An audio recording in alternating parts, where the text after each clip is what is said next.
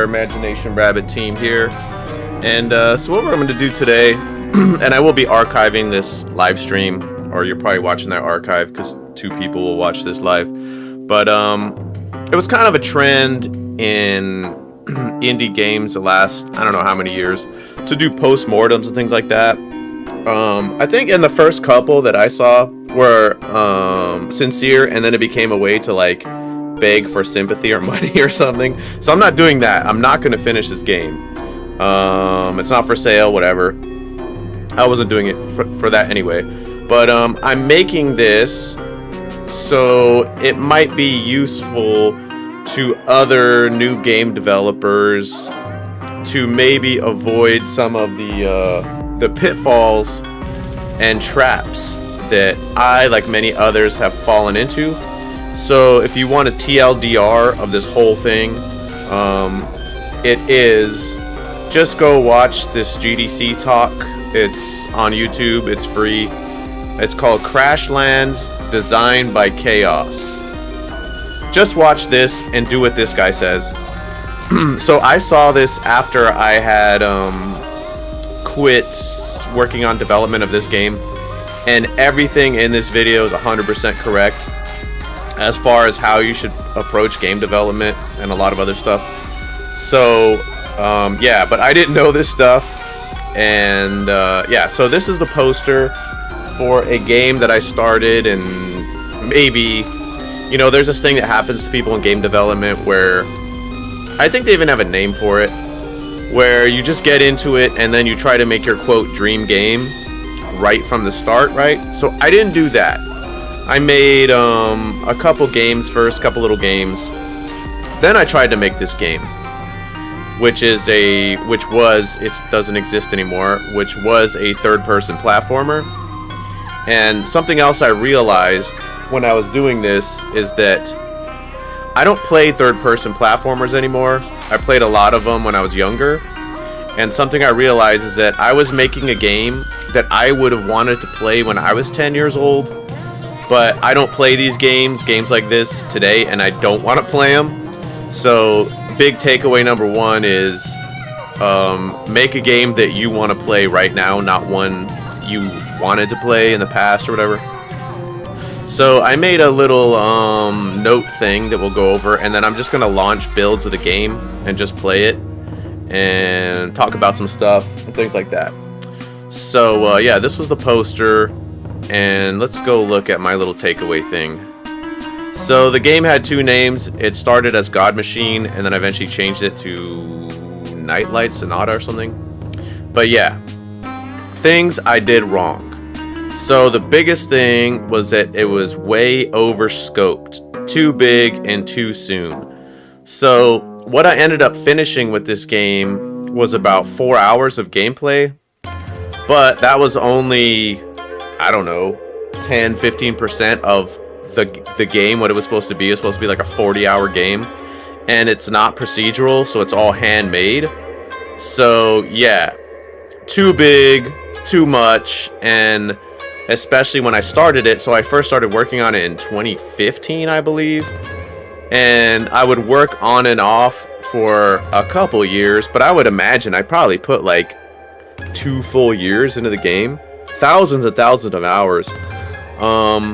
But yeah, like now, you know, all these years later, after I quit this game, I've shipped multiple other games and projects where now I know, and I saw this video, so now I know what to do and what not to do, but I'm just writing this down for myself and for anyone else that's watching this.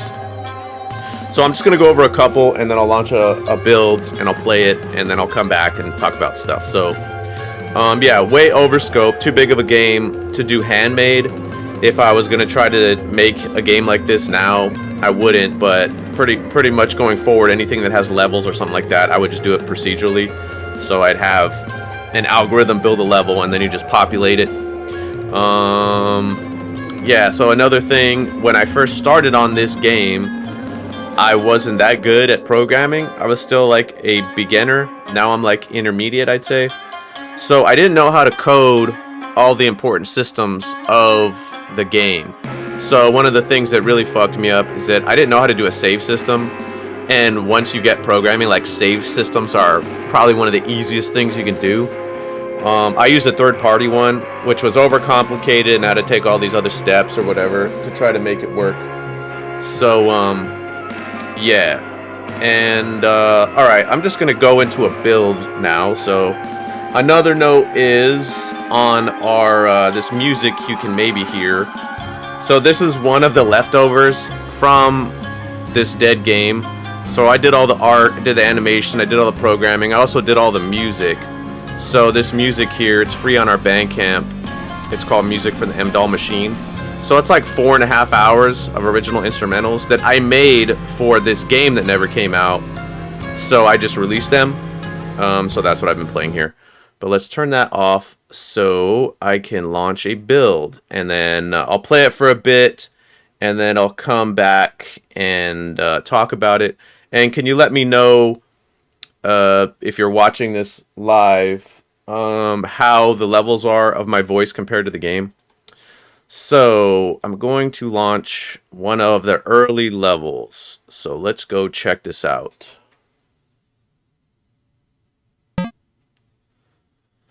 So this is the old version of the game, the old name, right? So can you let me know how the levels are with the audio with the game versus my voice? If it's like a good level. Does the game need to be louder? Okay. So we're this little robot guy. And we have an inventory. At this point in the game, we don't have much. All we can do is kick. And we can jump and do that too, alright? So, this probably has a couple little super easy enemies here, which I kick and kill them. But what I intended, this is the first time you see this in the game. So like, oh, I'm gonna pick this up.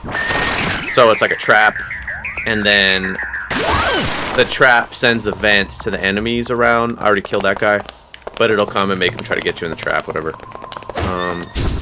So yeah, you can climb walls, unlimited. You can stick on walls. There's another bad guy. Let me try to bicycle kick him. Oh. Okay, lower the sound effects a bit. Okay, thank you, one card pony. I did so.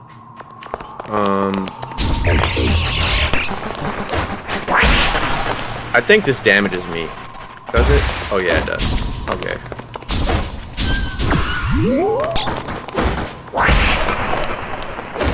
So, I think there's a secret thing over here. Do I do this?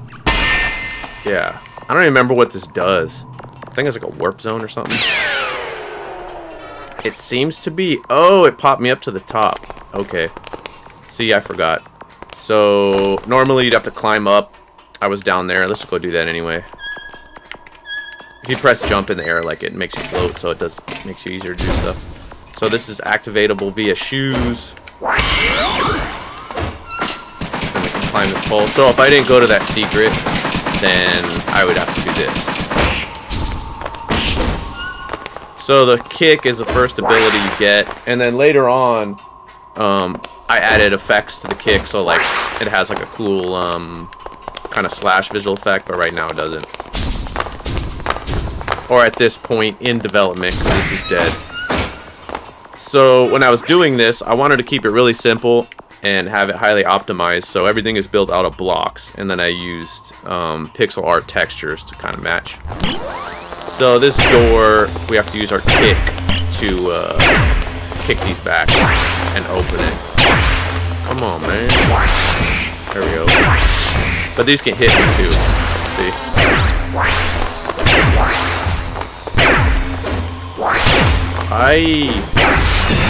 There we go.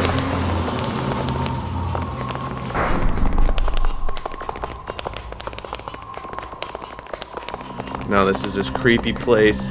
So at this point in the game, you had already been here before, but as a different character. So like you're coming back to a place you were before. And you can see some flying enemies, like maybe out there. So that was something. It's actually in my GitHub repo. It's public. I made like my own flying pathfinding system. It's real simple, but it works. And that's what those flying dudes use. So see, he'll come after me now. It's like an eyeball with the fucking tank turret on it. Come and get me, bruh. Woo! But yeah, you know, you can climb on everything. So that was also a really big, I guess I didn't realize when you're doing this stuff is that small, just like even just adding a jump to a game changes everything, changes the level design radically. And then adding a wall climb also changes it. And then if you have unlimited wall climb like you do in this, I mean, yeah, you have to really think about those decisions. Leave me alone. So those are super easy enemies, but they're like hidden and they come out of the ground. Just to kind of give you something to do.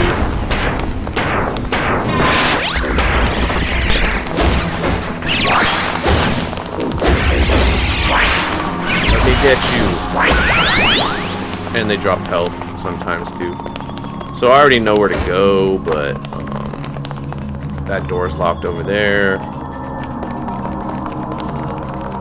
That static water could hurt me, but I'm gonna go up here. And another thing with this is like the clarity in the level design is not very good. You don't really know where to go. So now that this is dead, I can like look at it honestly, you know.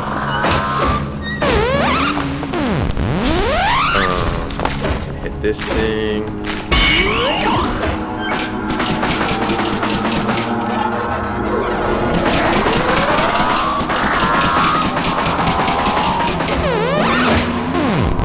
Okay, there's one of our NPCs in this. So this is after, I think, a boss fight with this football player. I think I have a build to that too, so I'll show that to you. But it's kind of weird for me now to play this because since this game's dead, he gave me some decoy dasher capsules. Is that the game story is all about like you giving up on yourself? So then like I had to give up on this game. Okay, so that opened that door over there, but it also unleashed a bunch of these little tank enemies. But that dude had just given me these decoys, which run in a really gay way to get attention. So let's check it out. Throw that capsule, and then the enemy should shoot at him. He's over there, bruh.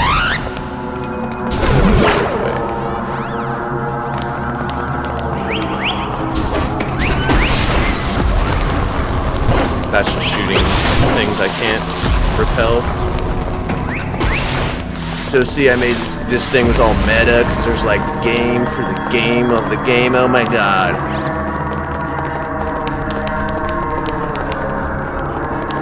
And this used to be the intro credit scene for the game, but inside the game.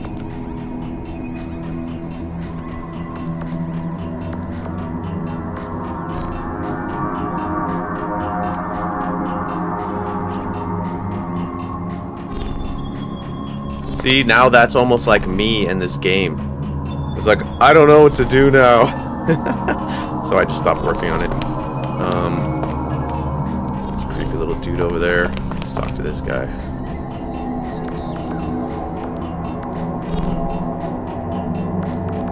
Oh, see, it's like this game. It's become useless in its current state.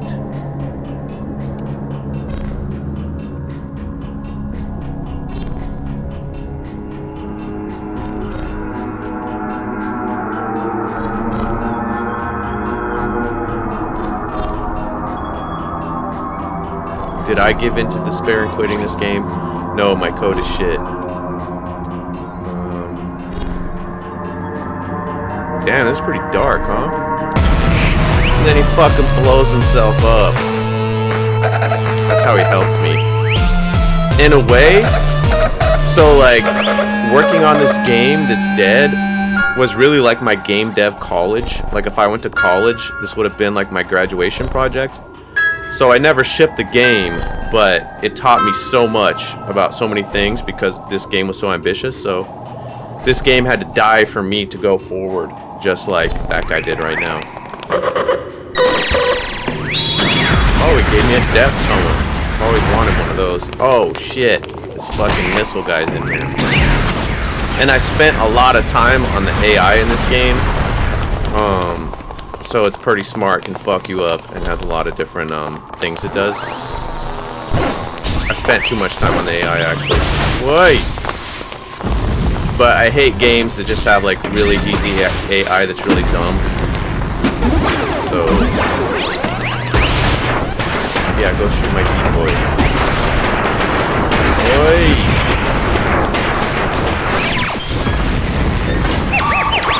Go over here. But there are multiple enemies. Chase those guys. Yeah, yeah. Oh shit. This game's so friendly. There's like all these guys just want to be my friend. But see, I already know where to go. So let's pretend I don't. Come on, dude. Shoot at these guys. Now this fucking guy with machine guns. Did I put enough enemies in here? So like that thing over there would be like a mimic in this game. So you know, like in Dark Souls they have the mimic treasure things or whatever. So that looks like a save terminal, like where you save your game normally, right? Why'd he laugh at me? Oh fuck, he's got missiles too.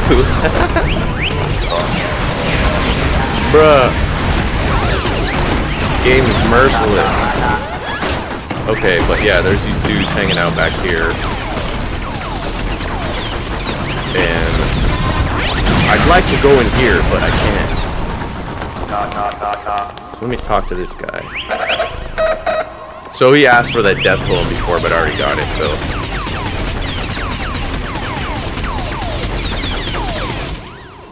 Uh-oh. Dude found me. Hope not. Oh, he transformed into a broken human. Now he just speaks gibberish.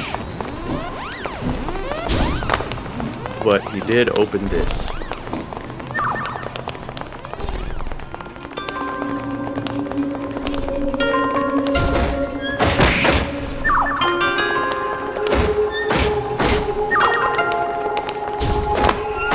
So like if I could salvage this game and just ship it, because it has about 4 hours of gameplay,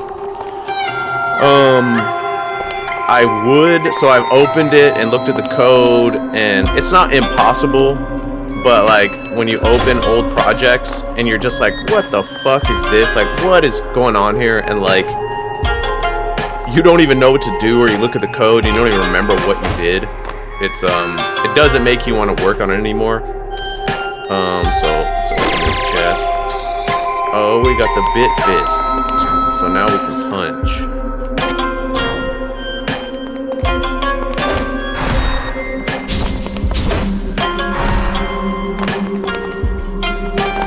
But yeah, so the style is, you know, low poly 3D, pixel art. I was going for a kind of pixel art 3D vibe. Oh, we can kill that guy now. Because you can't kill much with those, with your boots. Take that. Let's see.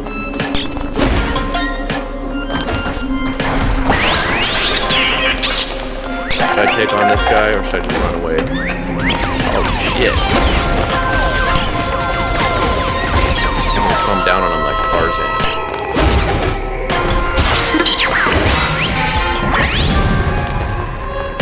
Oh, those are like debug spheres. So those aren't supposed to be there. So those are debugging like the knockback system. But it looked like it went through the wall, so that was a bug. Later, guys. So this is from earlier in the game. You're in here, but you can't like jump that high because you're a different character. Take that, bruh.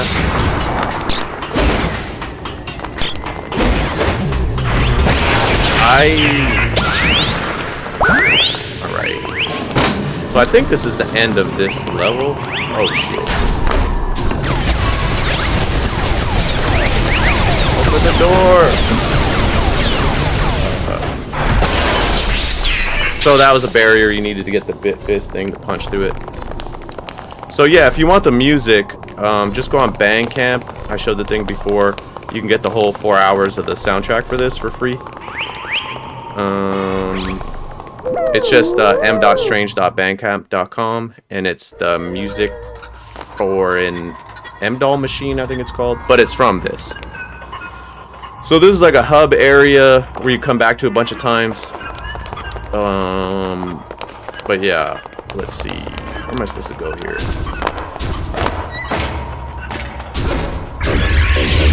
What is that? Let's go check out, I don't know if it'll work, but it's either, so like, this is the hub world, and then you have to climb up to these upper areas to then get taken to different other levels. So let's go up there.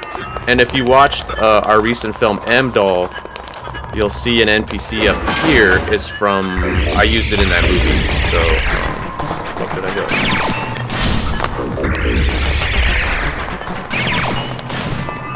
Okay, let's climb here. And you notice that when you're jumping up the walls, it doesn't take any stamina or whatever, or not much. Because, yeah. I thought that was annoying. It's just kind of more fun to climb up. And so the thing about this, though, you know, it's like bittersweet, and I'm like, it's dead. Because the gameplay, like the mechanics, like what I'm doing right now, jumping around and flying and punching, is fun. And it works. It was just the glue that tied the scenes together, the save system, some other things. But the core of it is cool. That's what sucks about not finishing it. So if you watched M-Doll, you'll notice this guy's in M-Doll. And he's actually the same character. So there's a casino. I don't know if it's going to work when I go in there, though. So that might be the end of this build. You'll need to break it. Yes. But I have the punching. But yeah, I really like the sound design in this area, too. So I did the sound design, the music, and everything. But I like the vibe of it. You know, it's dark, but it's not too dark. And it's kind of cartoony and weird, so I'll break this. And I should. Oh, there's a bug. It's supposed to show me walking into the door. So this will probably break. Let's see.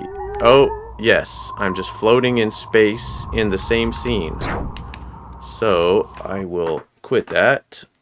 But I will not save it because writing these saves breaks everything. Okay, so now I'm going to talk a little bit more about what I did wrong, and then I'll go into another build.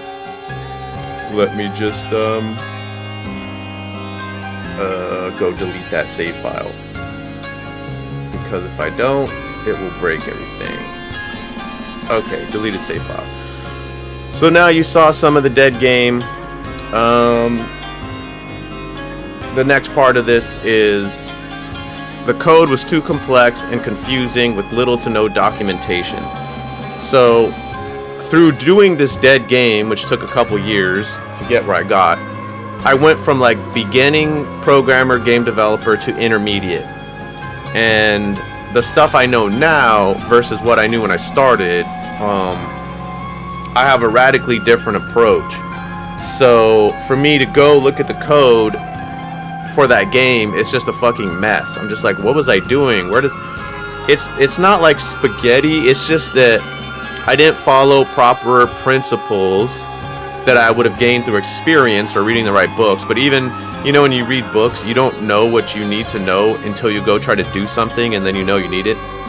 But and yeah, there was too many dependencies. So the way I built out the systems, I think I used events a lot. Like if you know Unity, you can call events from the UI, from like game objects. And when you do that, when you go through your code and you try to look at the references for a method or a variable or whatever, when you use those events like that, it breaks that string. So you could have some object calling an event in that way on some other object, but when you go to debug it, you don't see the connections. So it makes it really, really hard to debug. Too many moving pieces in too many places, inconsistent implementations. So since I worked on it, you know, for so long, and I went from like beginner to intermediate, the practices and things that I was doing at the beginning changed as I got to, you know, 4 hours finished with the game, so that the implementations of the systems were inconsistent. So I may have had systems from early in the game's development that were done one way, and then systems done later and they were different. So it's like, hey, why am I doing damage with these enemies in this way, and then these other enemies do different damage in another way? They should all be using the same way. So another big thing that you kind of learn through experience, I found, is the importance of debugging and having a good debug system. So when shit goes wrong, you need to instantly know what went wrong so you can figure out why and fix it. If you don't have a good debug system, one, you don't even know what went wrong or where, so you don't even know how to fix it. So going forward, I make sure to build in good debugging systems into the projects I'm doing. So let's go into another build. We'll look at a boss fight. Where is that? Oh, okay. So this is the first boss fight in the game. So let's go take a look at that. And this took place in the game before the area that I was just playing in. So let's go check it out. So this is a football, not American football themed level. So see, there's these little football robots, and the boss is called Footbro 9000. So at this point in the game, all you have is a kick ability. So you don't have the fist yet. So you shouldn't have the fist. I just put that in inventory when I was testing this. But all you have is the kick. So he's yelling at you, and see, he like gets footballs and then knocks them at you, and he does jumping jacks. And he gets those fucking static balls and shoots them at you. And then so he has a couple different attacks. He does them based on your distance. This one he slides at you, does a slide tackle, and then he laughs at you. But the way you want to get him is in these pink areas. If you get him to do his hammer attack, it'll spawn these 4 little cubes, and then you have to bicycle kick him in his face. So watch. Oh wait, he's not gonna do it yet. Still sliding. Come on, dude, do your hammer attack. So it's randomized, you know. I used behavior trees in this, utility AI systems, and some other stuff. So I put a lot of time into the AI, and it was fun to do. This guy's just spamming me now.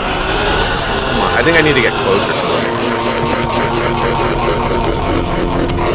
Come on, do hammer attacks.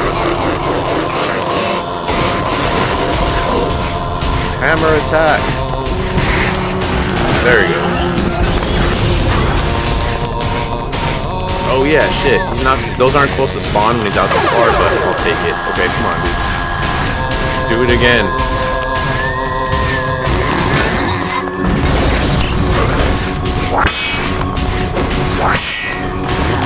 Shit.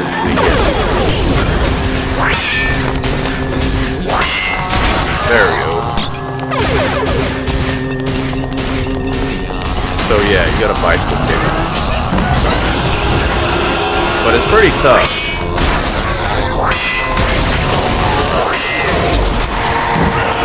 Oh shit, I forgot he gets stomped.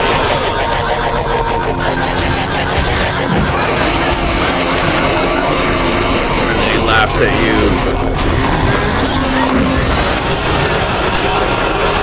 So you have a lock-on thing in this, like Dark Souls. Oh, I killed him. So you have to lock on and then bicycle kick one of those cubes, and it doesn't automatically hit him in the head. It uses a physics system. So, and I think later in the games, oops, it's too loud, huh? Okay. Is that better now? So let me know if you can hear my voice now, if the game's not too loud.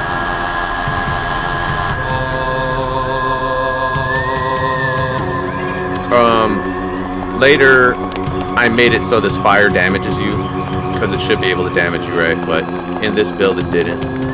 So I'm gonna quit this build and then go look at another one, because that one was pretty short. Okay, before I get back to these takeaways. So, basement test. I don't know what that is, but let's go check it out. All right. So I had a folder of just builds that I made while testing it, so that's what I'm going through and opening. Okay, so this stage, this is like some basement of mirrors, I think. So like the theme of this one is illusion. Let me know if the audio's still too loud or if it was just that boss fight.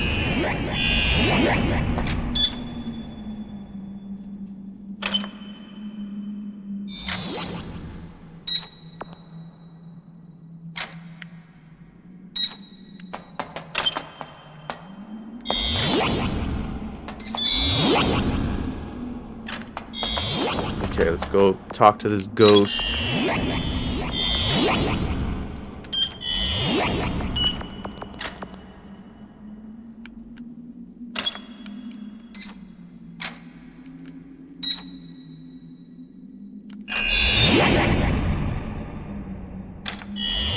And I think this level's pretty hard.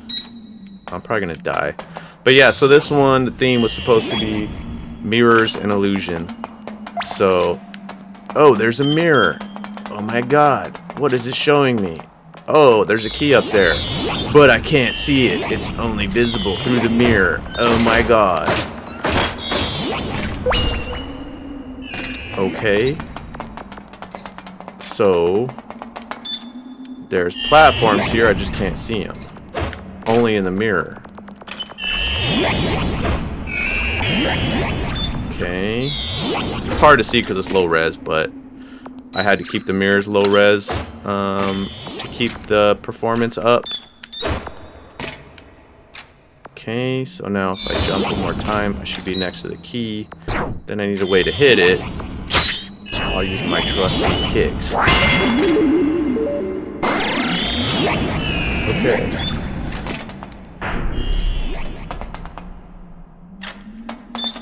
So open this door, and I probably want to hit somebody. So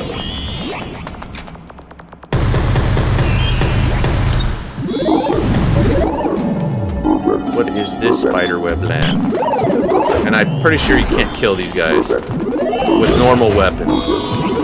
So these just annoy you. How do you like the pixel art spiderwebs? Oh, another mirror. Okay, and there's a ghost, but only in the mirror.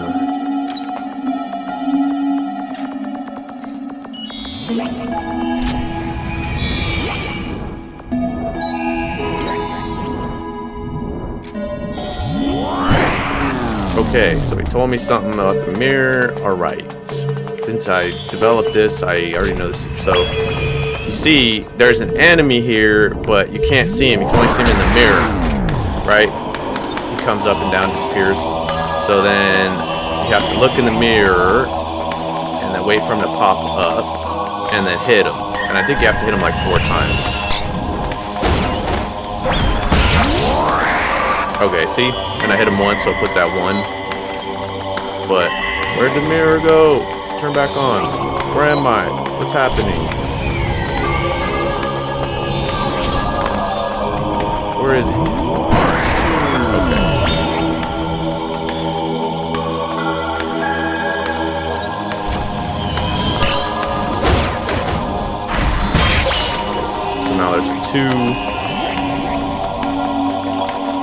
I think I have to reset the mirror, yeah. 3, and I think I have to hit him one more time. But this game design's probably pretty weird, right? Because I haven't played a lot of modern games, and only played old games. And it breaks the mirror. And then now we have this little warp zone.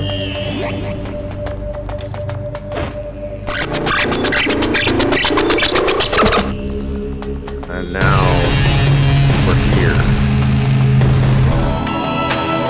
And this is all super mirror. Hard to figure out where you're going.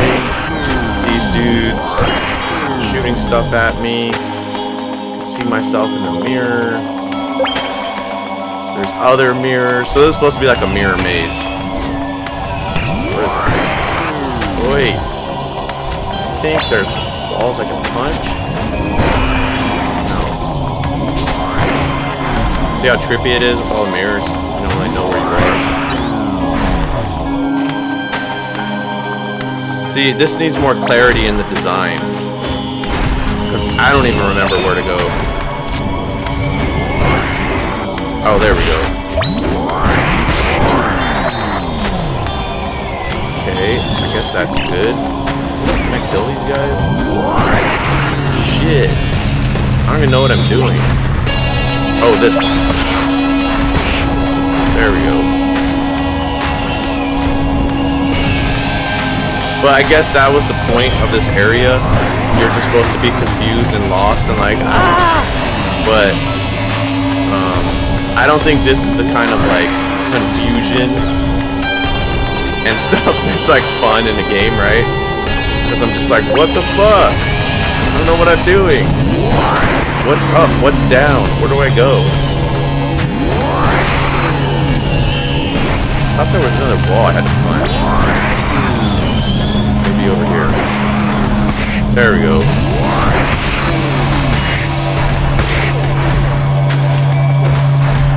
Oh, but it didn't even break, did it? Oh, okay. Oh, I made it through somehow. Eesh. Don't step on the footsteps.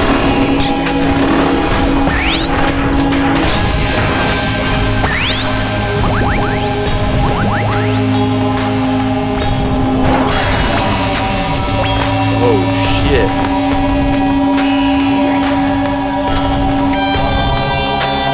Okay, it's more mirror madness. See, it feels like a mirror madness level. So, I want to get up there. If I go down here, there's a bunch of these dudes, and the door is secured by those things, which will kill me.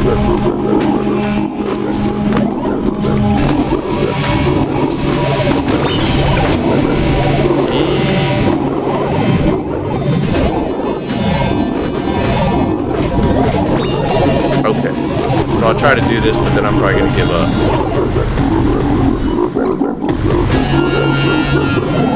Okay. Oh, see, I did it. So you have to do it like this. It's almost like working in 3D, where you have to line up the axes in all different directions. Okay.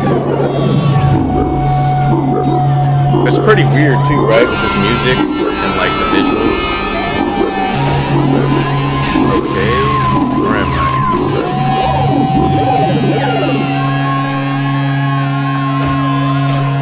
Okay. Now I'm here. Oh shit, enemy.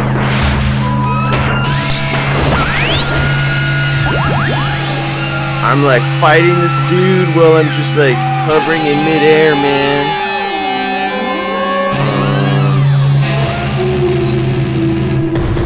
See, wouldn't this be annoying to like play this? It's pretty hard. Okay. Okay, now where am I? Where do I go? Okay, over this way. I don't want to fall off.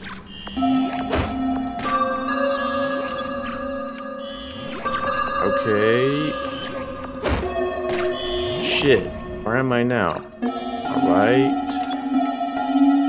This way? This is pretty suspenseful though, because I don't want to fall. I think I can just go here. Yeah. And my dude's up here. Oh, he waved at me.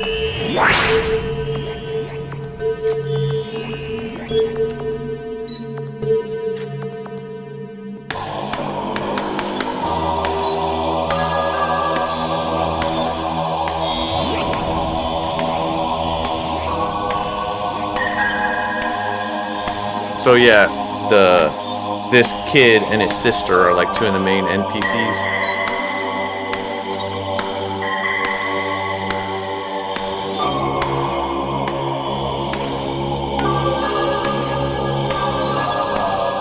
Dude, just give me some stuff.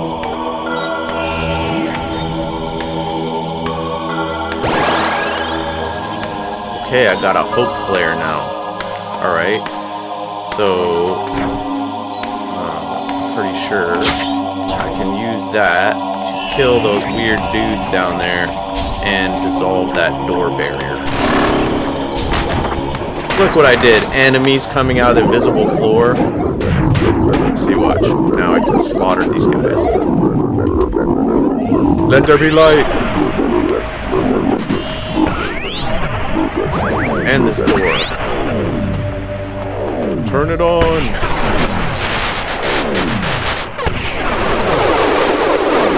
Whoa.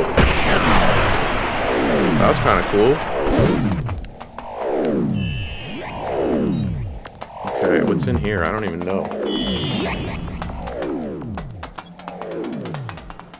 This. Okay. I don't remember building this part. The fuck?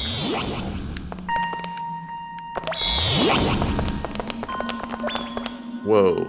Is that coming at me? Where am I? Who am I? Okay, there's a bunch of these dudes. Oh, they're invisible though.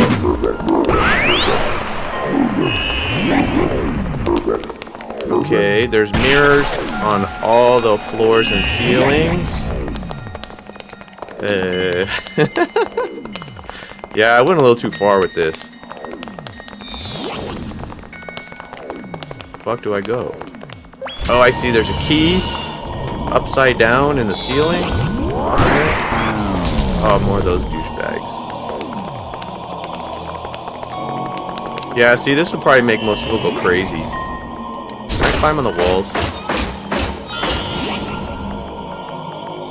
What the hell? Shouldn't I be on that platform? Oh, it's over there. Oh, I'm on the wall. What the hell? Yeah, I don't even remember how to do this.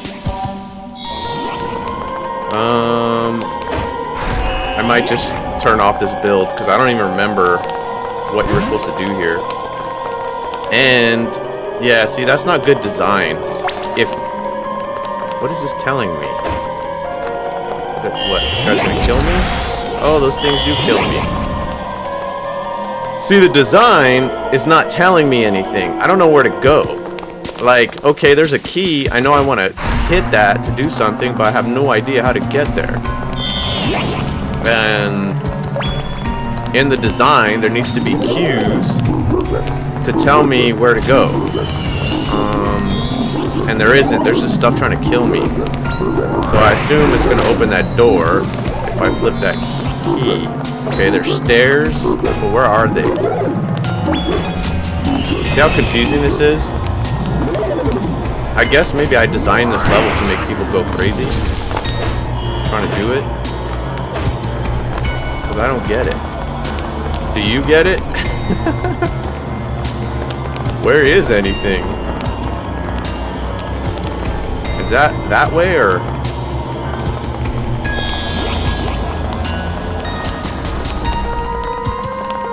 Okay, let's go see what's over here.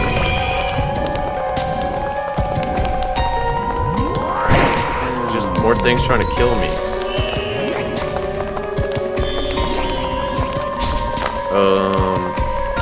Okay, there's these things trying to kill me. That's that's where I came from. See, look. Now there's a wall there too. The fuck? Okay. Okay, those guys are invisible, trying to kill me.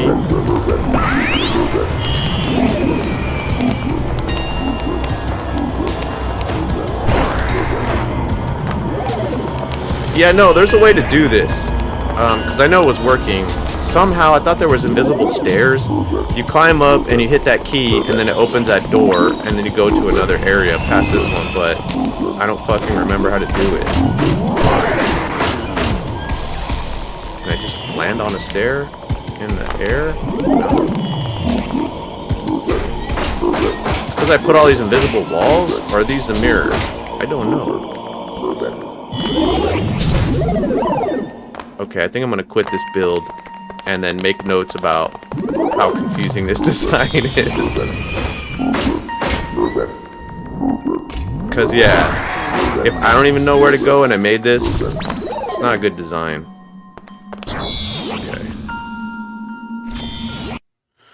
Okay, so I'm gonna talk a little bit about that. And let me go delete that save. Okay. So, obviously in that design, I didn't even know where to go, so there was no clarity in that design. Like, you know, you don't have to have a hand-holding game that has arrows to say go here, but through your design, it should have better cues to let the player, you know where to go unless you just want to punish them. But let's look at this. So, another thing I learned of what not to do is that I had this checkpoint system I made, because you can save from different checkpoints. But the way the game architecture worked, this is like a Unity thing. If you don't make games in Unity, you wouldn't know what I'm talking about. But, so say I was in that mirror stage that I was just in, like if I was working in there, making the level, I couldn't just press play and load from right there, like really fast. The way the game system worked, it would first load like the loader stage that had a singleton in it, like a god singleton that loaded up everything that needed to be loaded, and then it would load that level based on the checkpoint. And it kind of took a long time, and it could break. So, going forward now, yeah, if you can't just launch your game instantly and have, if there's dependencies or whatever, those need to be loaded in anywhere, anytime, so you can test it. Because then what happens if you can't do that? Then you're less likely to test it, and then if you don't test it, then things are going to be broken because you don't even know that they're broken because you're not testing it. So, another thing, so I recommended the TLDR to my failure in this game is to go watch this GDC talk, Crash Lands Designed by Chaos. So this is the way I approach design now after I saw this. This is the way. I wish I would have known this before I started that game, because if I did, you'd probably be playing it right now. Let's see. Another problem was that I did my development in a bubble. Look at this note. This is pretty ironic right now after that level. I got lost in a dev maze of my own creation. So you literally saw that happen to me right now in that level. But what I mean by that is that as I was building it, as I was working on it, I wasn't sending it out to testers. I wasn't having other people play it to get feedback on the systems and the design I was doing. And so when you don't get feedback from other people who are going to play it, you don't know where you are. You don't know, like, is it fun? Does it work? Do they get it? Like, if I had testers testing these levels as I was building them, I'm sure a tester would have told me, like, I found out right now, like, I don't know where I'm going. It's just like, I don't know what to do. It's really confusing. So, yeah, I don't dev in a bubble now. So now I do all those other things so I can make builds easily and quickly and get them to other people and get feedback. So, let's go into another build. Let's see, Breaker 4. Let's save that. Let's check out this factory area. So, I'm gonna go put that one on. So, let's go check this out. And yeah, let me know about the audio levels too.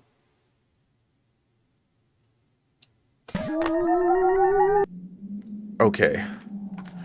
So this one is this factory, and there's some weird enemies in there. So I guess one of the things, my regrets with not being able to finish this game is, one, I did a bunch of cool fucking enemy design and a bunch of cool AI design that, you know, just doesn't go anywhere now. And some of the abilities like this one I liked. I'll show you how it works, but let's just, yeah, I'm just gonna like go to that factory. What, are you trying to get killed? Okay, maybe I'll slap him.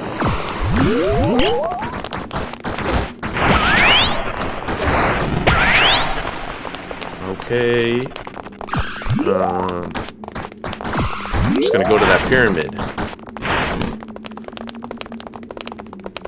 So the reason I'm doing this too, I have a cold, so I'm not working today, so I'm just like doing this instead.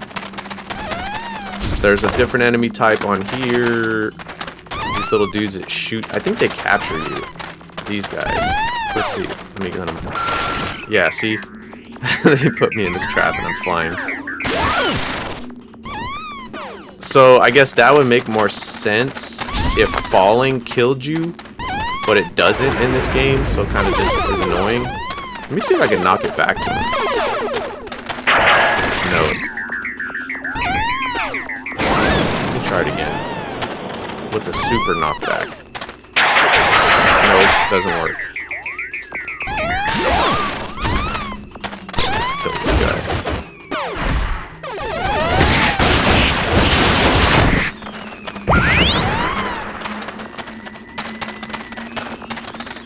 And I thought there was lightning and thunder in this level.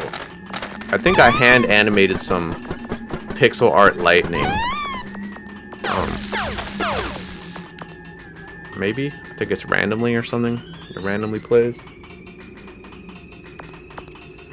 Okay. So. Oh, there it is. Oh, we missed it. Okay, there's gonna be some... Oh, let me do these things. Because I thought these were cool. So there's a tank right there. So check this out.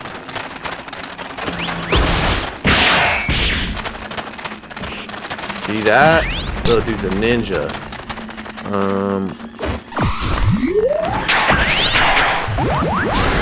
What is that?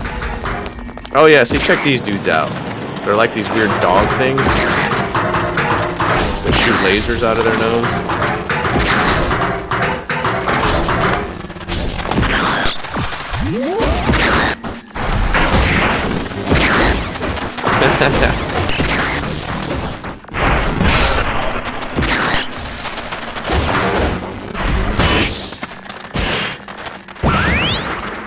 So I went for the very cartoony knockback system.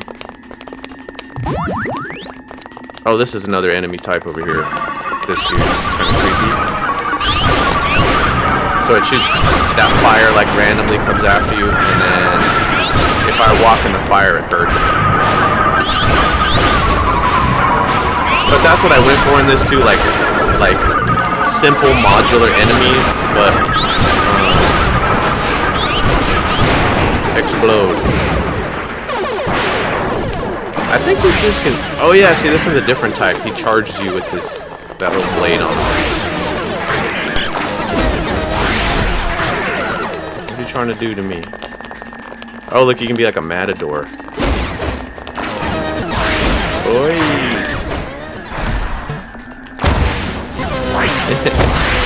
Oh, shit. Okay, I'll stop messing with that dude.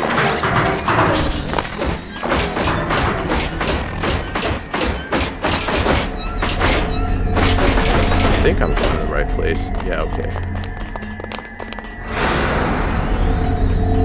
I want to go in there.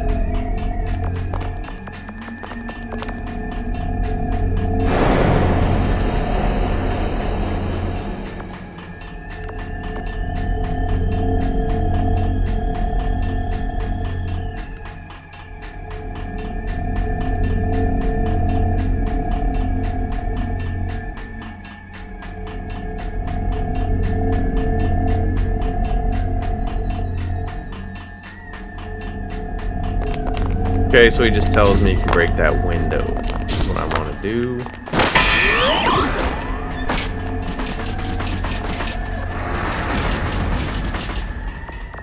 Little perilous robot.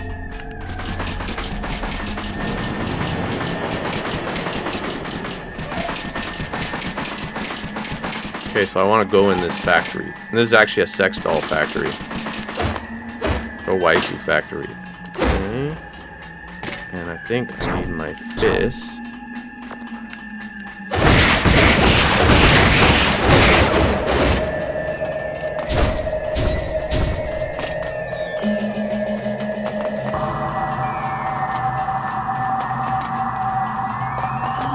And I think there's some other weird enemies in here. Okay, a flying dude maybe? Oh, there's these screaming torsos. Ghost snakes.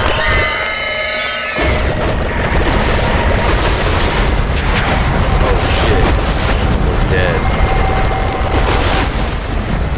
I wanted to show you this thing down here. If I don't die. I thought this enemy was pretty creepy. See that thing walking around down there?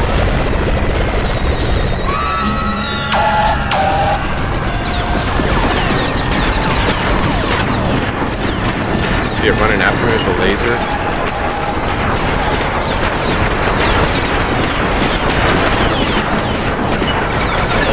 Shit.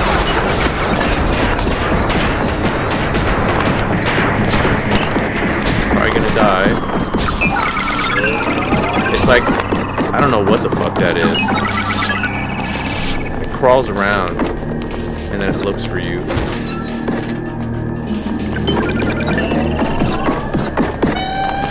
Uh-oh. Oh shit. So yeah, I put a good amount of time into the enemies and the AI. So, oh,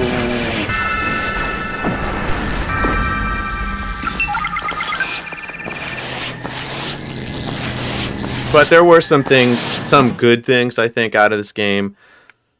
So yeah, like the atmosphere, the sound design, I think the enemy design, and like I said, the core gameplay mechanics are fun. So see, earlier in the game, it didn't have that little effect with the kick. And I think, can you charge kicks? Yeah, he does a fucking Street Fighter attack. Can I charge this? No. I'm just gonna go to the back of the building. Oh, I think there's a bug. Look, these guys won't wake up.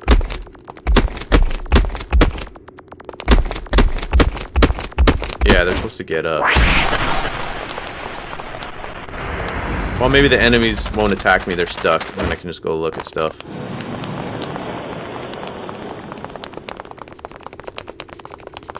Oh yeah, they're all stuck. They're all asleep. Hey, dude.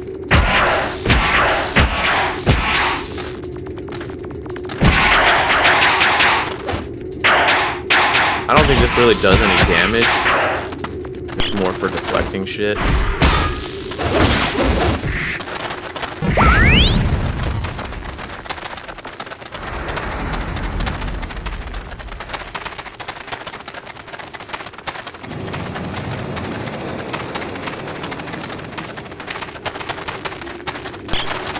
Sleeping dude.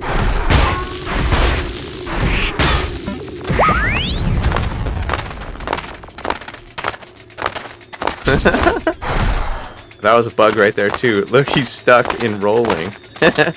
Oops. That's why this never shit.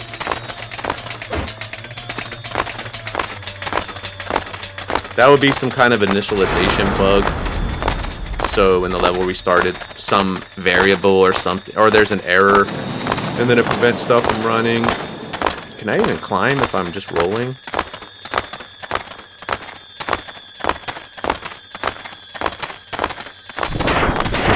Oh, those guys work. What the hell?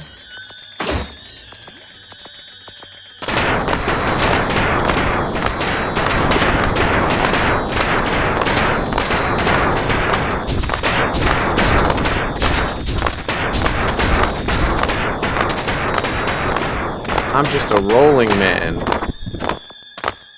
Okay. What the fuck is that? Let's go look.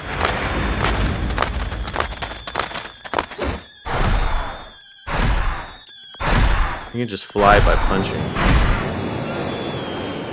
Oh, that was... Is this a secret? You can go inside the pyramid? Maybe? I don't remember. Maybe it's a bug. Okay, this stage is broken.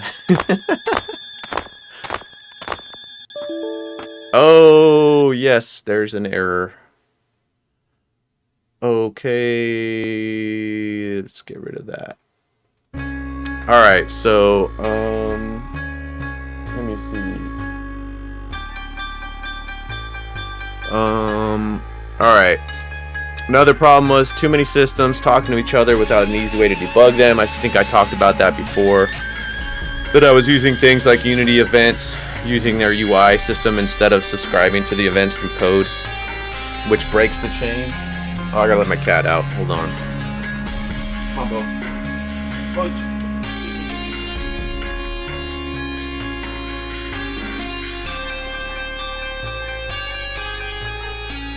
Okay, so yeah, so that's hard to debug. I wasn't that good at coding at this point, so I used a lot of assets instead of coding the stuff myself. So then you have, and not all of them are open source, which means you can't see the insides of their code. So when stuff goes wrong, a lot of times you just have no idea. You're just like, okay. So now I minimize the third-party assets I use and try to code everything myself. And this was a big thing too, since I was a beginner coder. I didn't have enough focus on just making things fun. So as I was a beginner programmer, there were a lot of things that were like, you ask yourself, oh, do I know how to do a wall climb system? How do you do, I wonder how you do a wall climb system. And you're interested because it's like an interesting puzzle for you as a programmer, as a game developer. So instead of going like, hey, wait, is this fun? Does the game need this?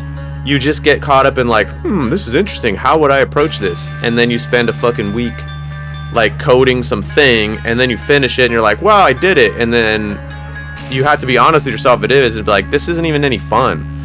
But you just wasted all this time. But again, I'm choosing to look at this game as like my game dev college, you know, was my education. So, but yeah, definitely now when I'm working on anything, films, games, music, interactive shit, if it's not fun, I stop and go like, why am I doing this? Like, I'm not doing this for money. So if it's not fun, like, don't do it. Change it to make it fun. So I went over this too. I was still learning code and design. And yeah, so the architecture, the code was pretty shitty. So let's go back into a build. I don't know which one this is, but I think it's sort of like a boss fight thing too. So it says casino boss. So I think in the 4 hours of the game that we're done, I think there's like 4 bosses maybe. So this is another one of them. Hopefully this build works.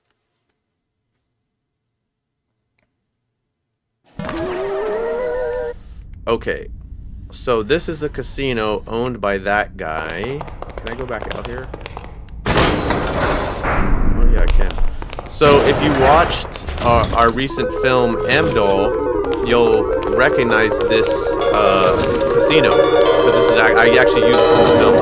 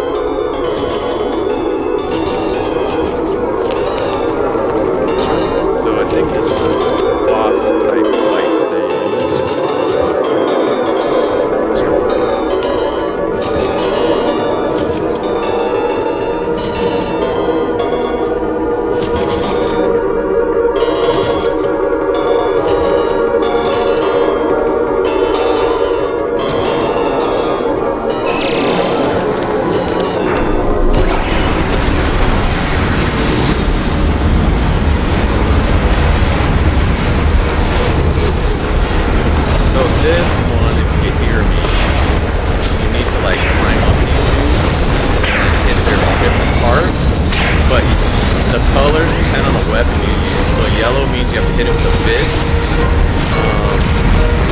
Pink is it kicks, and I think red is anything. But they cycle through them, and then you have to knock them off.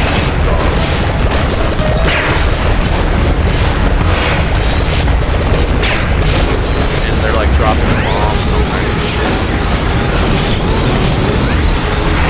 There we go. And then see, then there's, you have to attack the next piece. Stop running away from me. Lock onto you. There we go. And I think there's 3 of these in here. So that one's red, so that means I can hit it with anything.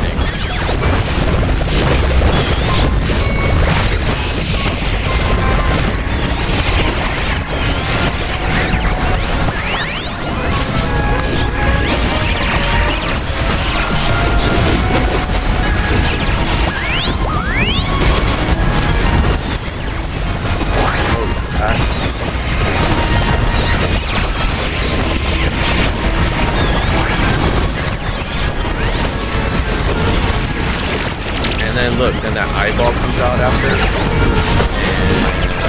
tries to shoot you. Shit. And then they're like dropping mines or something to you, I believe. See those spikes? One of them drops those and stuff on it.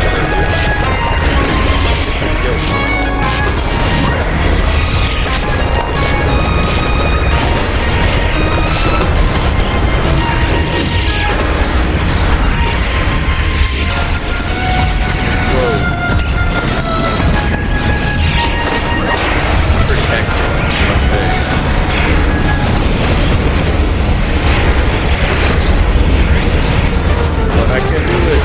Oh, it changed. Somebody died. Oh shit, there's 3 of them? Okay, yeah, you gotta be cool with them.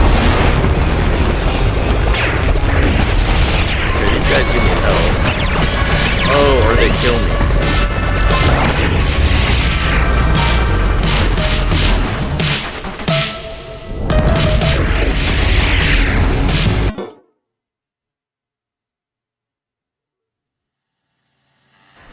So see, what I should have done, I should have just made this like a boss battle game, right? Because like the boss battles work and they're cool, and I like doing the boss battles. It's just all the other stuff kind of in between I don't like doing. But okay. So another issue with these, there was too many mechanics and abilities. The design was not focused. So again, with being a beginner programmer when I started it, I'm gonna go put the music back on. So I was doing things because I looked at them like a puzzle. Again, how would I do a grappling hook system? You know, like all the basic third-person platformer kind of shit that you've done. I did some new things too I haven't seen before in this at some parts. But yeah, instead of just focusing on the game and having it be fun and move forward, I would get sidetracked with trying to do things I'd seen in other games that I liked. So, it teaches you like how to do stuff, but if your goal is to finish a game, yeah, that's not the way. So I saw someone said the game audio is like louder than my voice, so maybe I won't talk when I do the builds, I'll just play it. Thanks though for letting me know. And so yeah, like in that one factory test I was doing when I died and came back and the enemies didn't work. So that's because I didn't test builds early enough or enough. So when you're doing work in your game engine like Unity, as my friend Brad, I think who's watching knows this one well, you can be working in the editor, like working in Unity, and everything works fine. And then when you go make a build, so if you didn't know, builds are the executables that you as the game player are playing. And you'll have situations where everything works perfectly when you're testing it in the game engine, like the application. Then when you go to make a build, shit is broken. So if you don't test builds enough, those get you. We already saw this one. The level design lacks clarity and is lazy in places. So the perfect example was that mirror level where I, the person who made it, didn't even know where to go. So again, I don't think I'm not passionate about building levels. Like, I like coming up with the concepts and doing the environmental stuff and the sound design and the music, and coming up with the concept for a level. But when it comes to actually putting the blocks together and doing all that, like, I don't like doing that. I did like doing the boss fights. I did like doing the enemy eye, shit like that. So going forward, after this game, I was just honest with myself with what I like doing and what I don't like doing and what I'm good at and not good at. So if I ever do try to do something like that again, I will work with people who are good at and like doing the things I don't like doing. So let's see, what other builds do we have here? Okay, let's look at the pole prison. Let's check this one out. And I'm just gonna leave the game audio on and turn my voice off when I play the build. So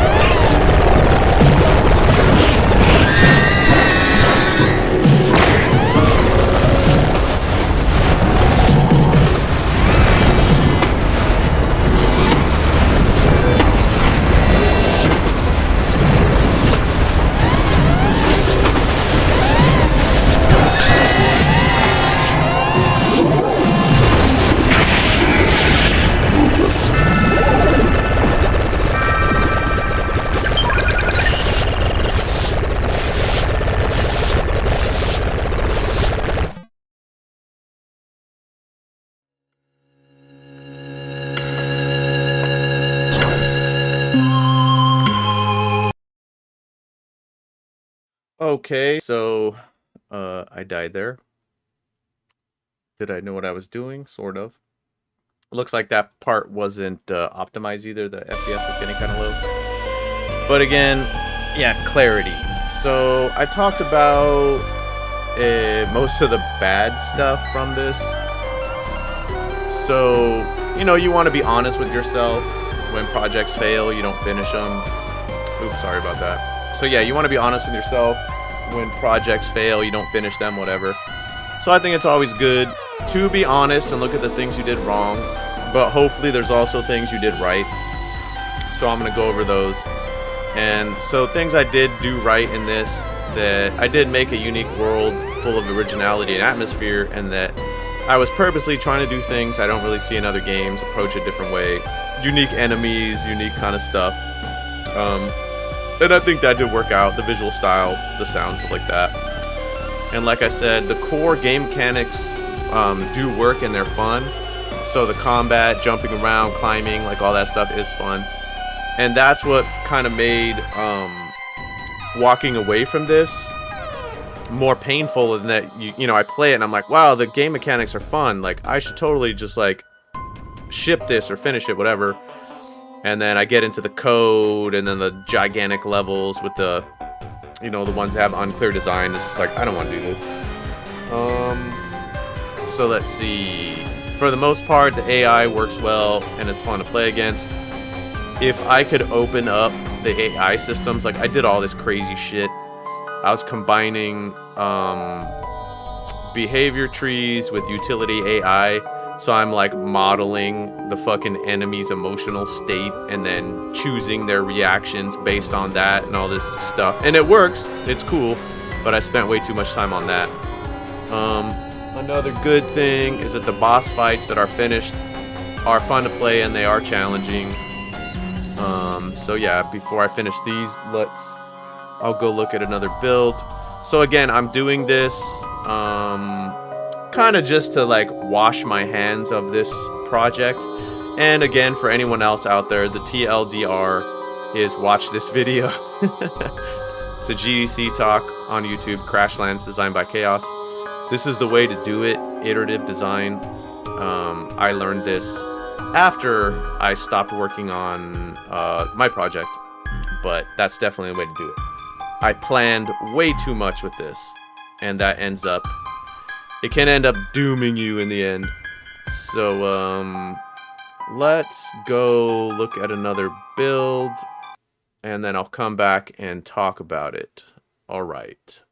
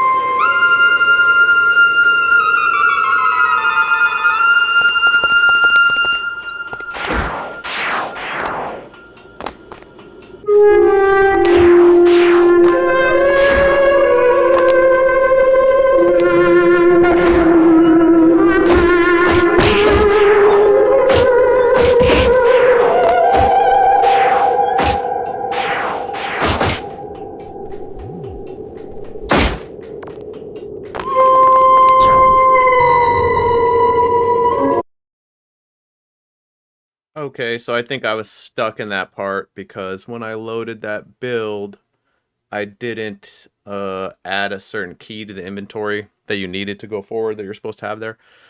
But again, that comes down to um, improper debugging procedures, stuff like that. I should have had some kind of console or something in the game. So while I was, instead of having to make 8 million builds, so like right there, it's like, oh, I forgot the key. Now I have to go in my system I had for that game. Oh, now I have to add the key to the active inventory, make a new build, and play it again, which is stupid and waste so much time. So what I should have had was a console where I can just turn on and off or equip or unequip any item that I want. So I know that now. I didn't know that then. So yeah, you can see that there. So again, another good thing, the sound design and the kind of pixel art 3D visual effects I thought worked really good in it. And the core weapons and items, like I said, are fun to use. So let's see how many other more builds I have here. There's maybe one more. I don't know what it is though. So yeah, if you have any questions, just put them there in the chat, and then I'll come back when I'm done with the builds and going over this, and I'll answer them. So let's try this last build, I think.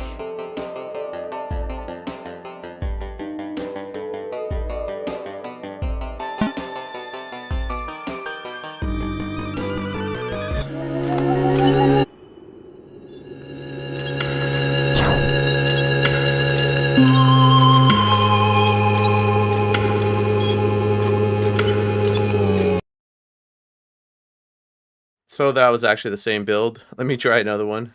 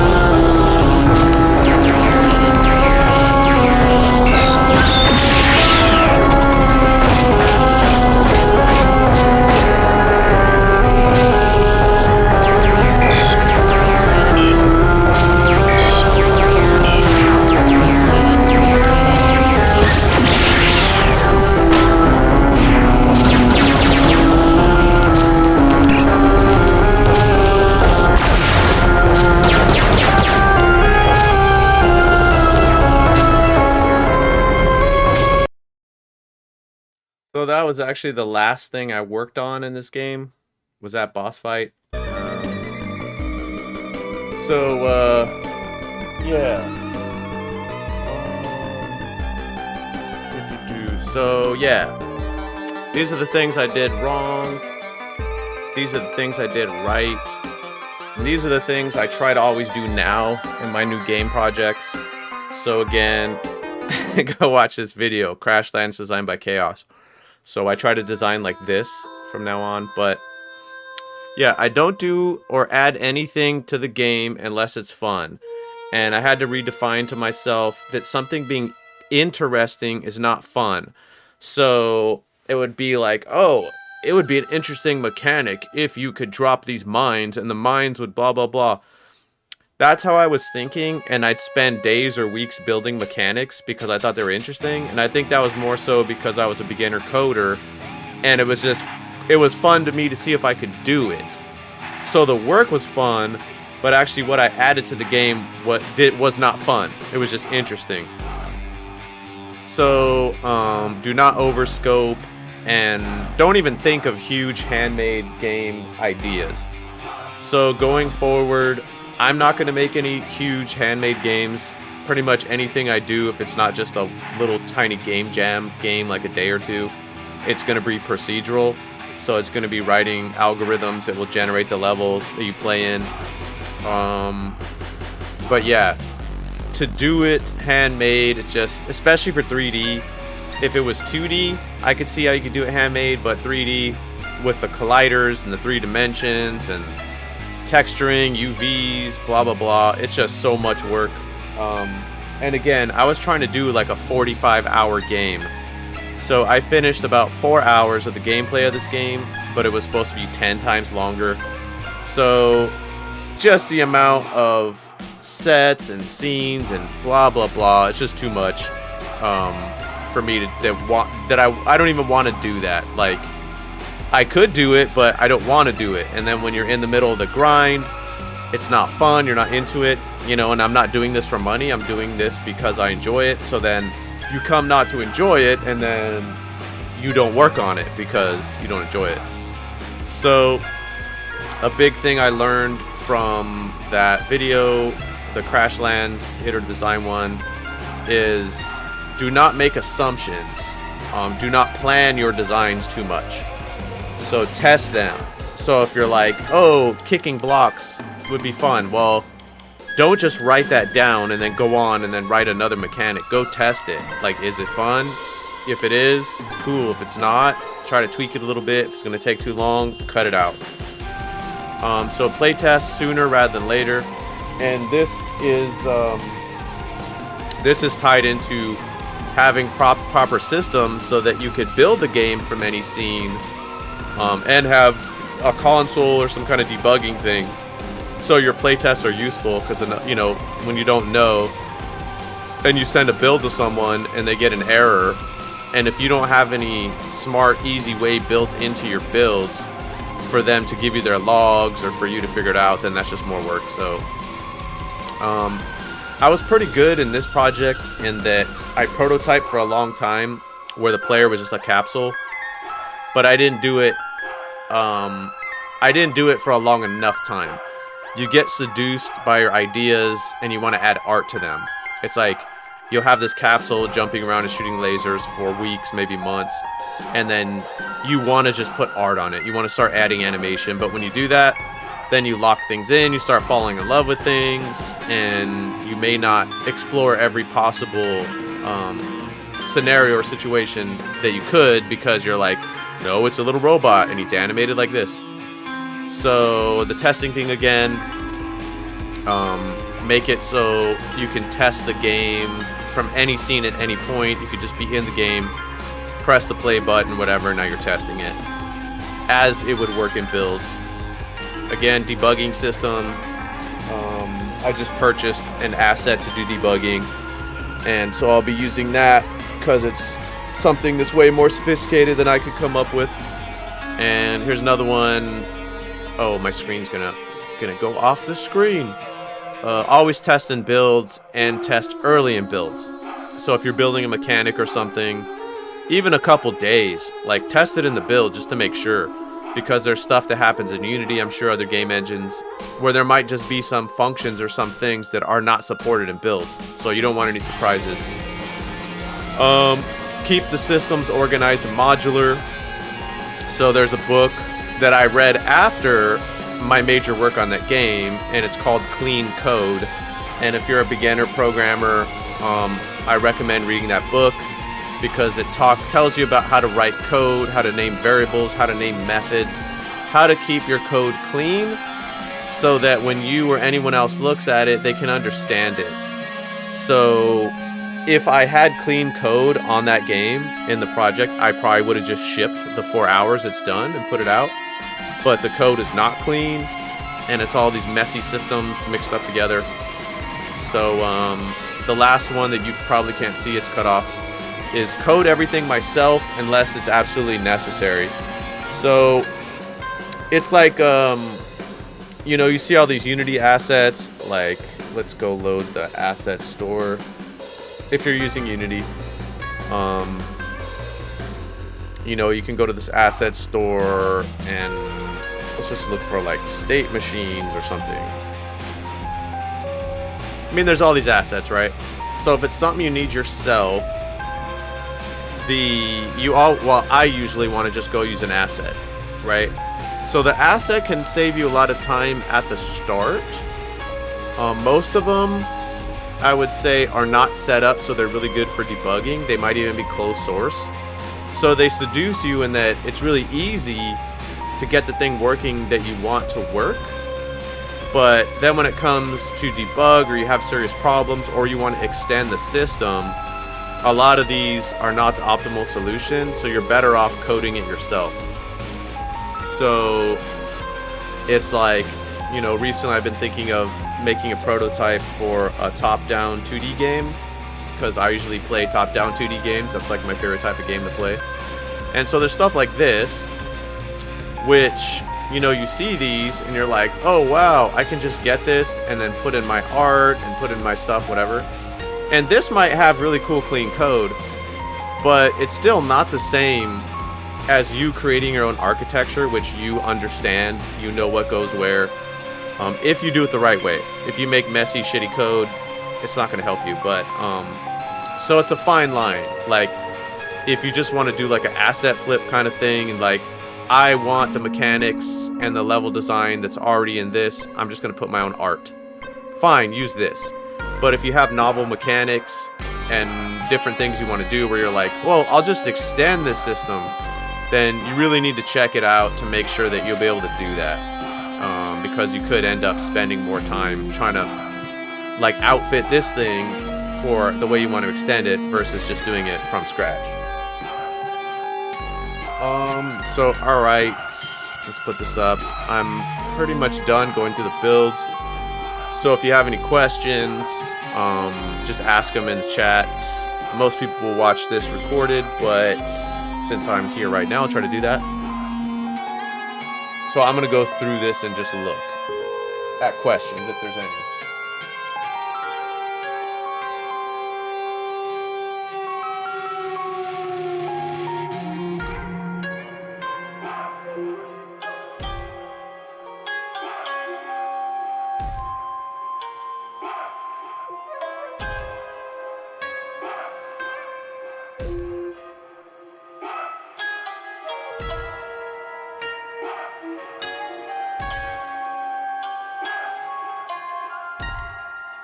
Christopher Fye said, it's not a question, he said, please don't play modern games.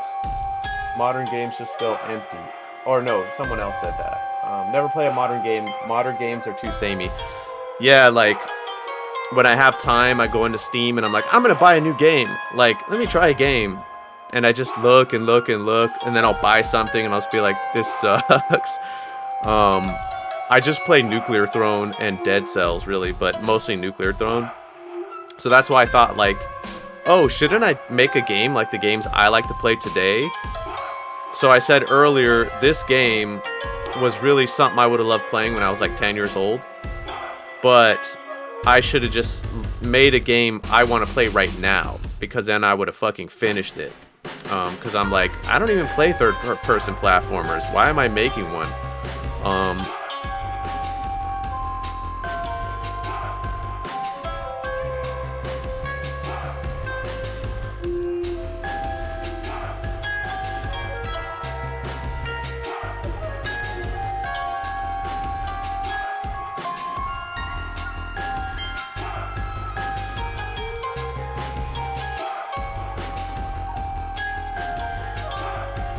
Yeah, and if you know, anyone that saw this was like, yeah, I want to play it. Like, yeah, I want to play it too. I wanted to build it and put out the 4 hours.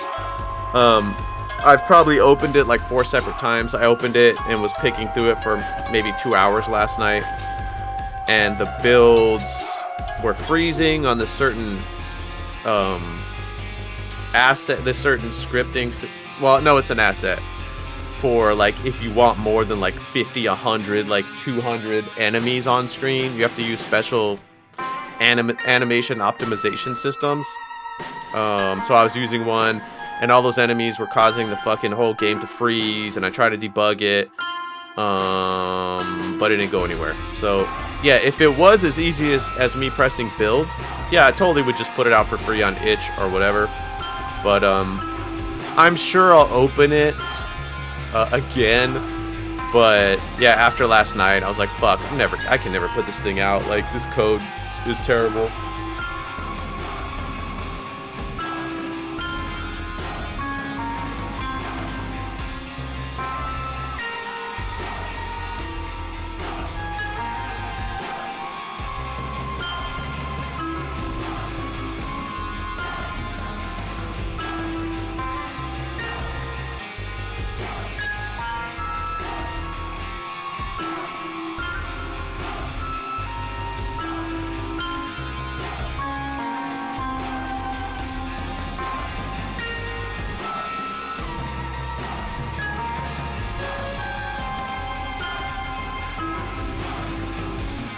Yeah, and like a common thing new game developers do is, like I said earlier, we try to do our quote dream game too soon. So I had done like maybe 4 or 5, maybe 6 little games before I tried this one, but it was still too much at the time. And even if I went back to it now, I'd be like, okay, I have to be willing to spend like years on it to get it done. And just right now, I'm just like, the approach and everything, it's not worth the time. Sag bag, so no one's asking questions, so feel free to ask all the generic and dumb questions you want. I saw that you said you were using Godot. I've popped into Godot a couple times, and as soon as they have like solid C# support, yeah, I'd like to make some games in it, because I like open source alternatives if we have them.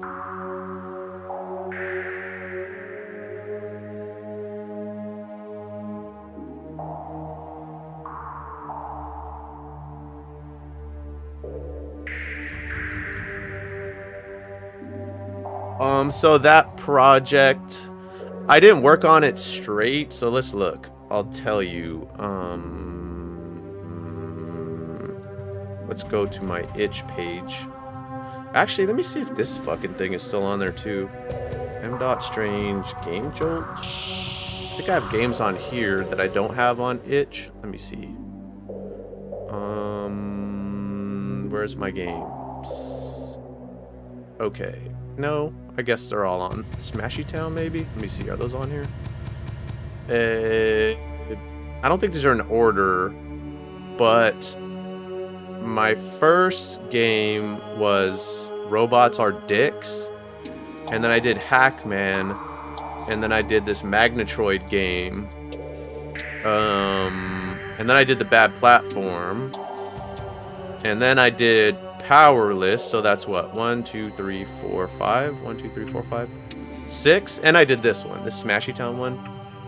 So I did 6 little games, and then I tried this one. But a game of this scope, of this size, I needed to do like fucking 20 games. It's like, you know, a game I like to play, you're probably familiar with, is Dead Cells. So if you look at those devs, they've been making those kind of games for like 15 years or something, and like you can tell, you just need that experience if you're gonna do something that big.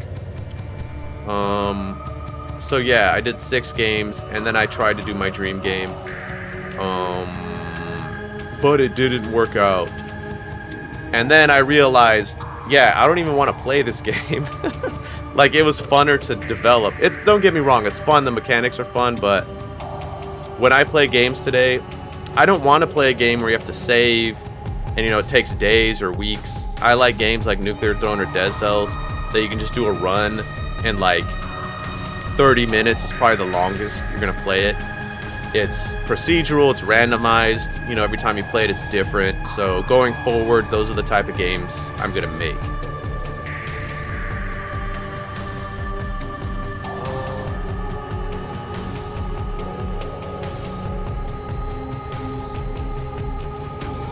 So, Blake McKinnon asked about the procedural stuff. He said, will you be creating modules that will be placed together, or will everything be generated? So, this game that I did, Face Together Face, it's a procedural 2-player co-op game. I don't even know if it still works, because I had to pay for, like, the online multiplayer service through Photon.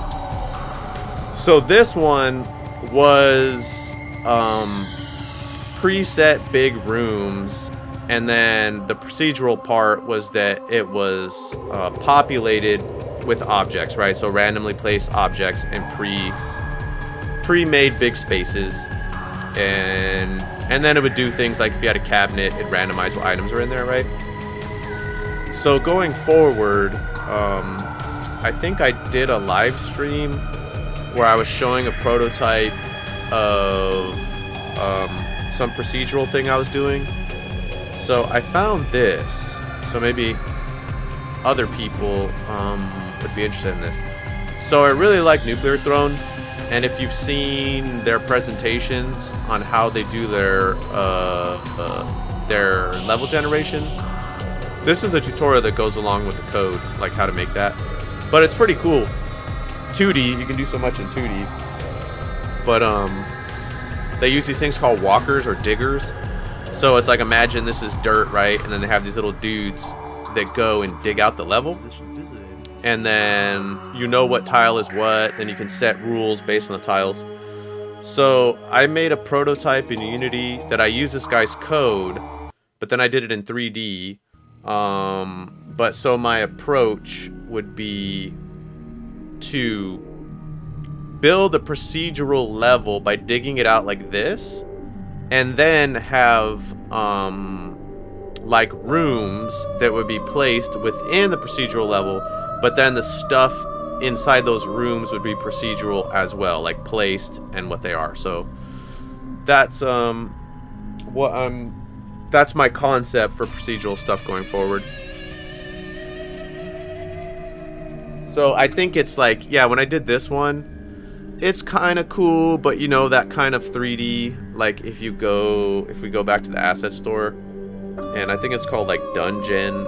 If you look at procedural asset creation stuff that's like easy to get, whatever, it's mostly like a template based thing, like this kind of thing. And the games I played that build this kind of stuff, I don't really like it.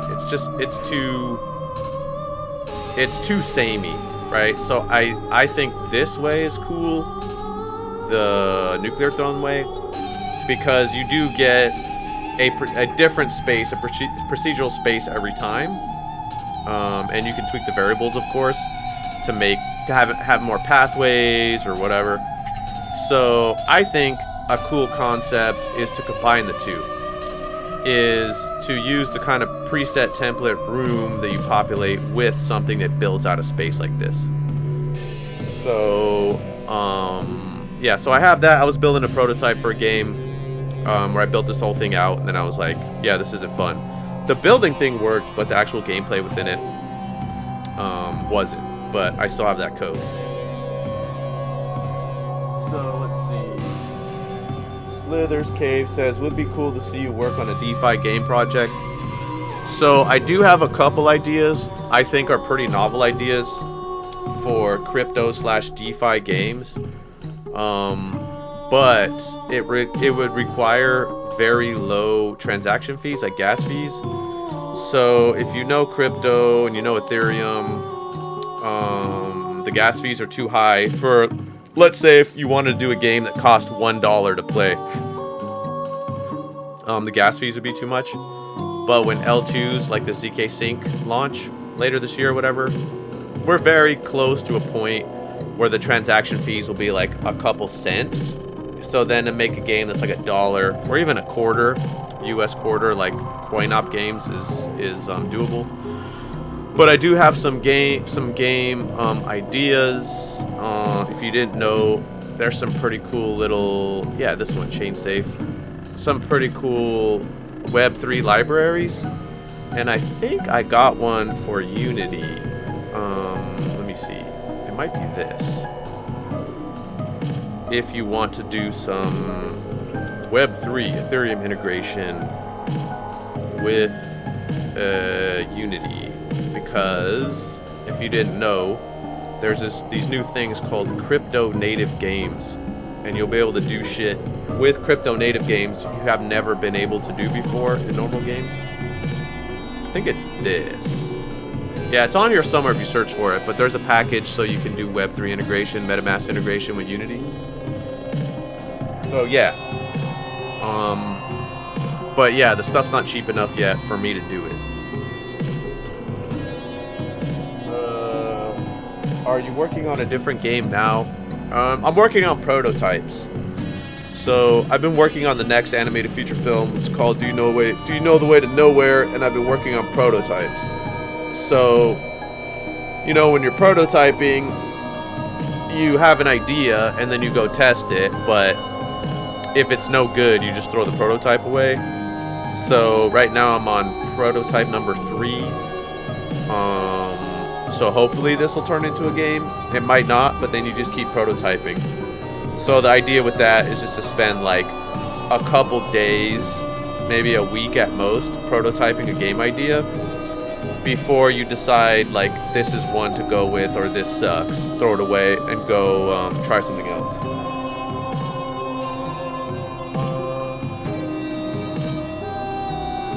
Oh, okay. Blake says he remembers me showing that face together face stuff. So, yeah, that was this game was a great learning experience too, because it was the first time I did procedural generation, and it was the first time I'd done online multiplayer, which I got it to work and it worked. But after the fact, I was like, yeah, that was really stupid to try to do both for the first time. Because on their own, they're difficult enough already. So to do procedural generation for the first time is hard enough. To do multiplayer, it's hard enough. Because multiplayer, it messed with my head, because it's like, you would think, I thought like, oh, everyone's in the same game space. And it's like, no, they're not.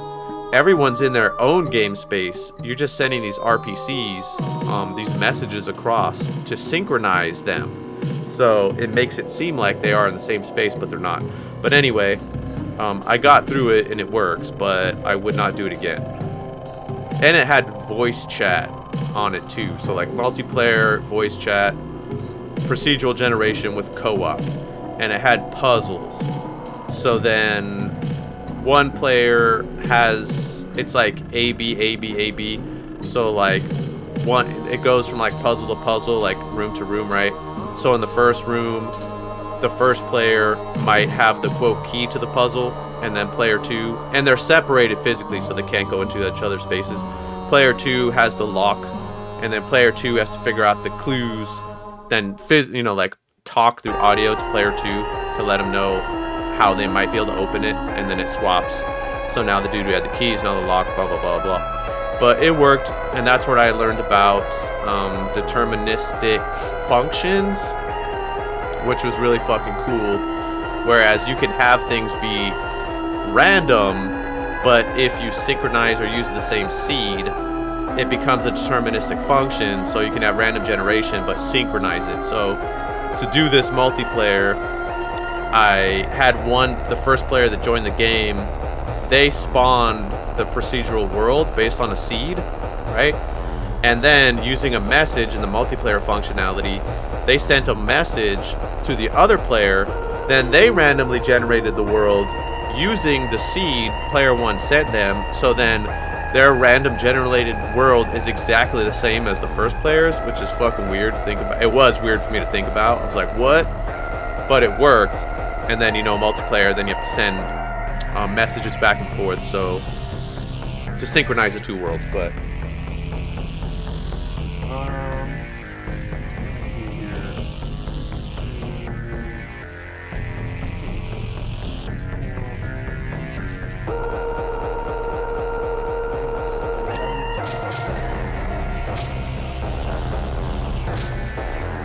So YouTube says, do you have any tips on doing a to-do list in a way that actually works? Like, how do you organize yourself to finish a project? So I have a couple ways. So before, I would just use a physical sketchbook and write stuff in my sketchbook. But that's better for coming up with ideas and kind of just, brainstorming. And so what I do now, here I'll show you one for a prototype I was working on, is I just use spreadsheets. So this is Zoho, it's like Google Sheets, but you can use Google Sheets. So this is how I organize my ideas now, just with spreadsheets. But I've used like GitKraken boards in the past, which is kind of cool. GitKraken's like Trello, except you can synchronize it with GitHub. So GitKraken boards become GitHub issues, but I'm pretty sure they're discontinuing GitKraken boards next year. So I would just say use spreadsheets. Just put it all in a spreadsheet. So if you have any more questions, anybody, feel free to ask them. Before I go, I could do this for another 13 more minutes. And you don't have to just ask about that game, about this game, this dead game. You can ask about any game stuff or whatever.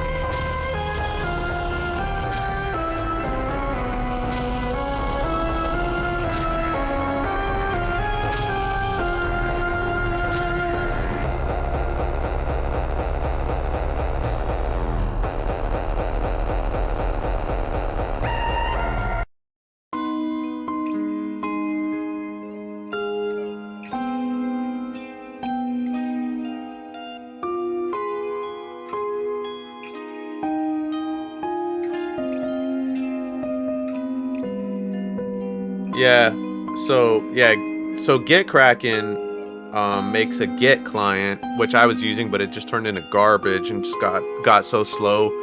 It would take like 5 minutes to push anything. So yeah, the good part of it was the boards, but for some reason, yeah, I got an email saying they're discontinuing it. So, but I would say, yeah, just use spreadsheets. They're free. You can just open them and look at them. It keeps your lines all nice and orderly. And I've tried all the trackers. There was this one. What the fuck was it called? There was like a Trello for game dev I was using. It is... I don't remember the name of it. If anybody remembers the name of that. What was it called? It was like hack and slash. It was... What was it called? It was something like hack and slash, but it was for Git. I don't remember the name. Hack and slash. Git. No. But I used that for a while, but it didn't have GitHub integration, so I went to GetKraken, and then I still use GetKraken, but I also just use spreadsheets. Hack and Pally. The fuck was it called? Hack and Pally. I don't remember. Let's look at some code. Oh, if you're a Unity person, I didn't check it out yet, but this always piques my attention. So utility AI is super cool. So this person into the dev who I follow on GitHub released an open source Unity utility AI system. If you don't know what that is, let me see. GDC utility Dave Marks.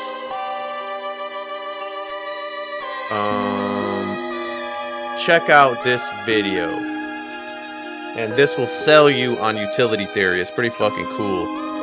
So if you're making decisions just based on, like, if enemy distance is less than or equal to 10, do this or whatever, you should be using utility theory. It's really easy to implement, and in Unity, you use Unity's animation curves, which you can use super easy to do this. But yeah, you can have some really cool shit. So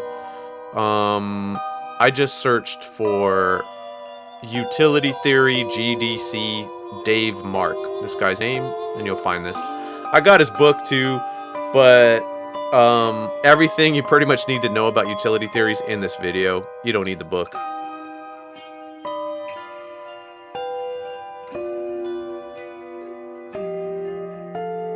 Oh, he remembered it. It was called Hack and Plan.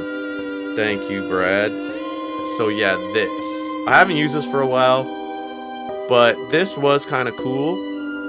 I might try it again. Oh, can you not use it for free anymore? It used to be free. But yeah, this was supposed to be a Trello. Oh, okay, you still have a free one. So yeah, this is supposed to be like Trello specifically for game dev. And I used it, I liked it. But since it was just me by myself, it didn't really make that much sense because it was mostly about like working with other people and this and that.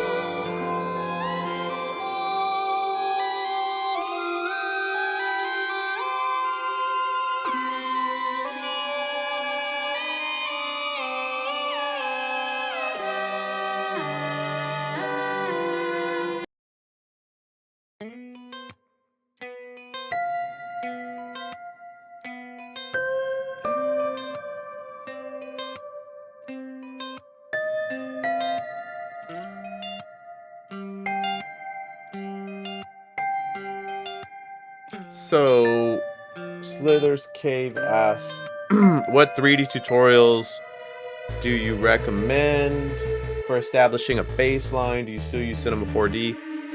I do use Cinema 4D, but I wouldn't recommend it going forward if you're new. Just use Blender.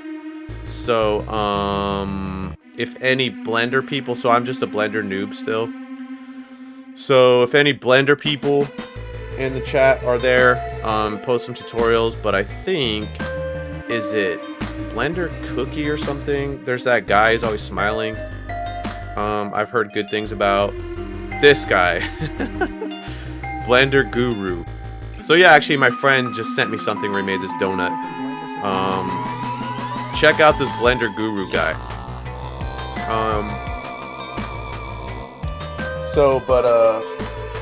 You know, I try not to do 3D if I don't have to. So, just because there's so much cool, free, or really low-cost 3D models you can get. So, if you missed the last one, I get all my humanoid models now from Daz. And you can mix and match in Daz too, so you can build new characters using the morphs from other ones. And I find a lot of these are really like affordable and cool.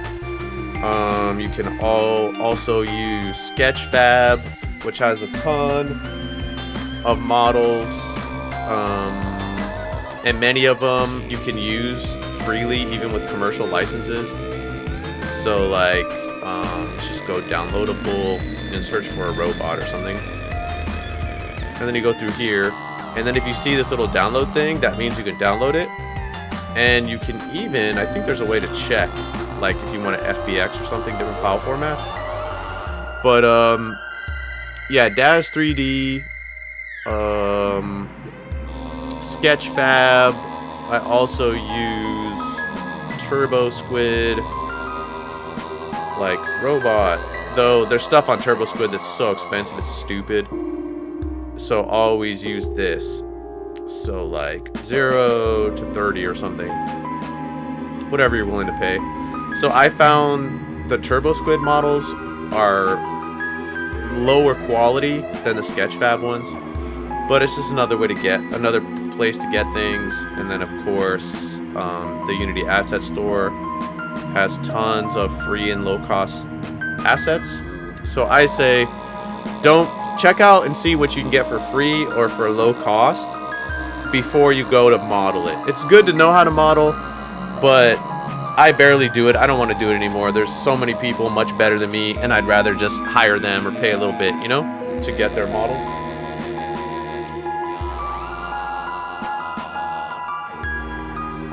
So Slither's Cave, I'd say, I would only make stuff if I had an idea in mind, because if you just want generic things for prototyping, I would just get them from the asset store or one of those services, you know, I mentioned before. And then you might be surprised, like, how many high quality 3D assets you can get for free or low price. So I look at it like modeling is my last resort now. Only if I cannot find something. I'll even tweak my ideas. I don't want to model so bad. Like, I don't want to rig and skin and do all that stuff anymore.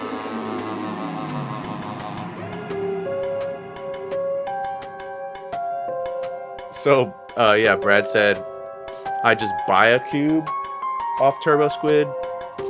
So, I'm not that lazy yet. I would commission someone to make a cube in Blender.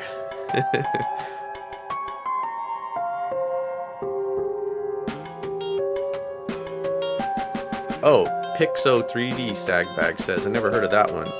Pixo 3D. Oh, tutorials. Okay.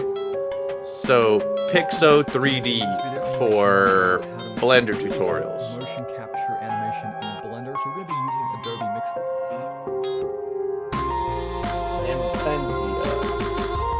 Let's see. He also said Infendia. Is that right? Oh, here we go. Maybe this. So, Infanzia is another person recommended by Sagbag. Thank you for that, Sagbag. Oh, Daz's class. Yeah, I mean, I'm sure everyone else is using it to make porn, except for me. I mean, I had, you know, giant titty sex robots in my last movie, but there wasn't any porn. Yeah, Daz all the way through. This is, I'll go to a scene. So this fat guy's not Daz. I don't know where I got him. These are Daz bodies. This is a full, yeah, these are Daz bodies with different heads I stuck on them. The M doll's not Daz. I bought his body on Sketchfab and then put a different head. So the Samurai doll is 100% Daz with a custom, oh, I would say Slither's Cave. Something that would be more useful, like before you learn modeling, maybe learn Substance Painter. So you can buy it on Steam if you don't want to like rent it. Like, I hate the software as a service shit when they make you pay per month. You can actually buy it on Steam. So I'd say it'd probably be more useful to know how to texture stuff. So you could get some stock model or something from Daz, and then you bring it into Substance Painter and customize it, because that's what I do now. Yeah, so I would say, like, find out how to auto UV unwrap. I know you can do it in Blender. So you make UVs or unwrap UVs. Learn that skill in Substance Painter, because you can do some cool shit just with those. So pretty much almost all of these are Daz. No, these Jack dudes, these sex dolls are Daz. This guy I bought on Sketchfab and just modified him. Let's see. These are Daz. Oh, check it out. And so this is a casino we were just looking at in the game, remember? What else? Yeah, you really have to decide what you want to do. So it's like when I'm making movies, it's like I want to be a director. I want to be a filmmaker, a director. I don't want to be a modeler. I don't want to be a texture artist. I'll do textures if I have to, like I did these textures. But it's like when you're a game developer, it's hard enough just to be a game dev. Not the modeler, not the artist, not the texture artist, not the sound designer, not the musician. So you really need to think about what you want to be and do. And above all, you know, think about what is important in that medium that you're working in. So, like with a movie, the movie itself, the plot, the atmosphere, the scene, I think all the different things you do to hold people's attention and get them emotionally involved are more important than like whether these are original 3D assets or not, you know? So, and with the game, it's like work on the the mechanics, whether everything works, whether it's fun. Focus on that more so than whether the models look cool and you made them yourself, because you can still get cool models, but you don't have to make them yourself.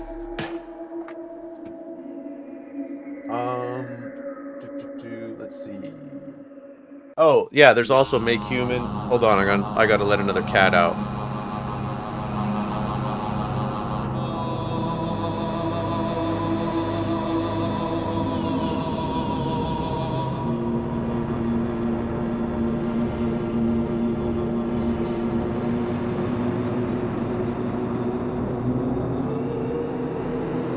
So yeah, if you have questions about general 3D or learning or game shit or whatever I do, please feel free to ask while I'm on here.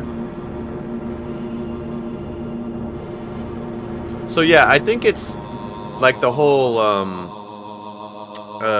modding thing. You know, you're modding 3D models. You don't have to make them all. So it's like someone,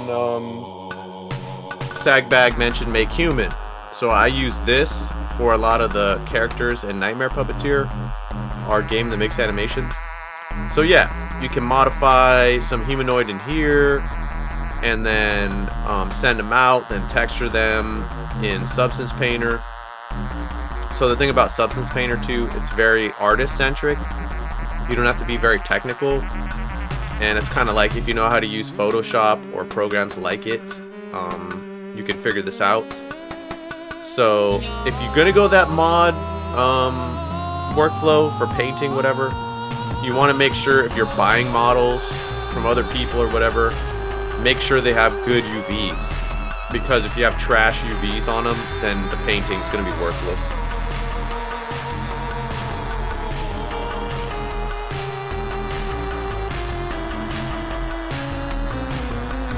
Yeah, so I can do everything, you know, when it comes to making a movie or the games or this stuff, but it's like, something's gonna suffer. So, nowadays, you know, I'll buy things and mod things rather than making them, because I don't want the crux of whatever I'm doing to suffer. So I don't want a boring film that says nothing to no one and no one feels anything, but have like the best models in it, you know? Like just a shiny empty nothing. Like, nah, I'd rather the models be like pretty good. They don't have to be amazing, but have everything else be really fucking cool. So that's my approach in everything.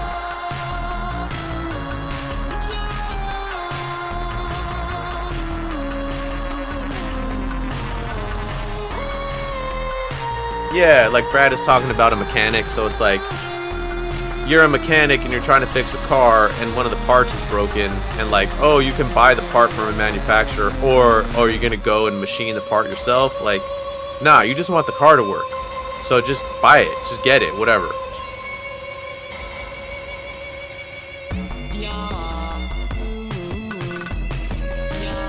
Lord Derpy says, I made one of his favorite movies in Heartstring Marionette. Just wanted to say hi and love to do a voice in one of my projects. So, yeah, I haven't had any voices in a long time, Lord Derpy, but thank you. I'm glad you like my stuff. And if I do need voices in some future project, I'll definitely, like, I already have a queue of people that sent me some voice demos for a Nightmare Puppeteer movie I have to make. But yeah, cool. Thank you.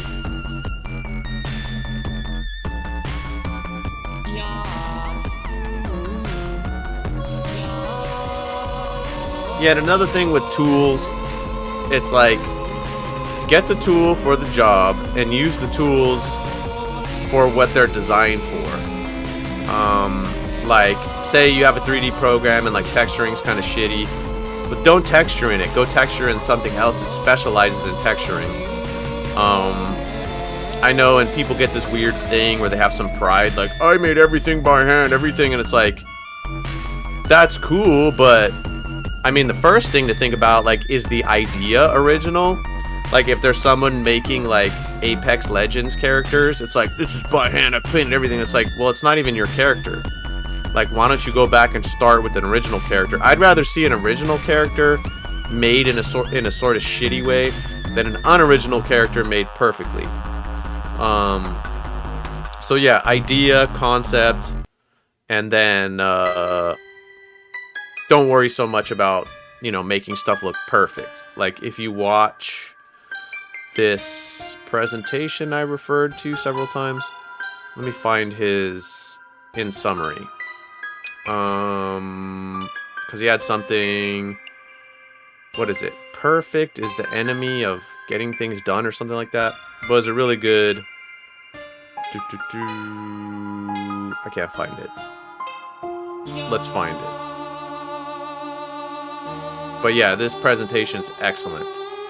I wish if I would have seen this before I started that other game, you'd be playing it right now.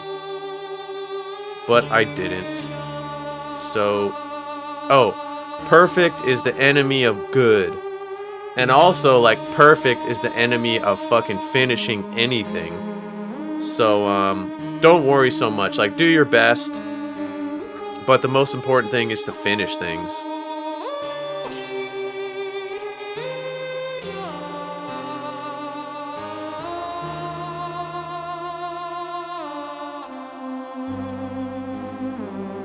Yeah, the thing with, like, movies, or if you want to be a movie director, make movies, it's like, if you're doing live action, you're not gonna fucking build your actors cell by cell, right? You're not gonna. At first, I made their skeleton, and then I added their nervous system, and then I applied their muscular system in their skin. It's like, no, you cast them. You go out and get like a bunch of headshots of people, pictures. Like, okay, this one is the closest. Then we're gonna put this makeup on them. We're gonna do their hairdo like this. We're gonna make them go work out, whatever. So look at your models for your games or your films or whatever like that. You don't have to build them from scratch. Just cast them. Go to all these different sites that we're looking at and just find the one closest to what you want, and then use something like Substance Painter or whatever to just touch them up a little bit to get them closer to your ideal. That's what you want to do.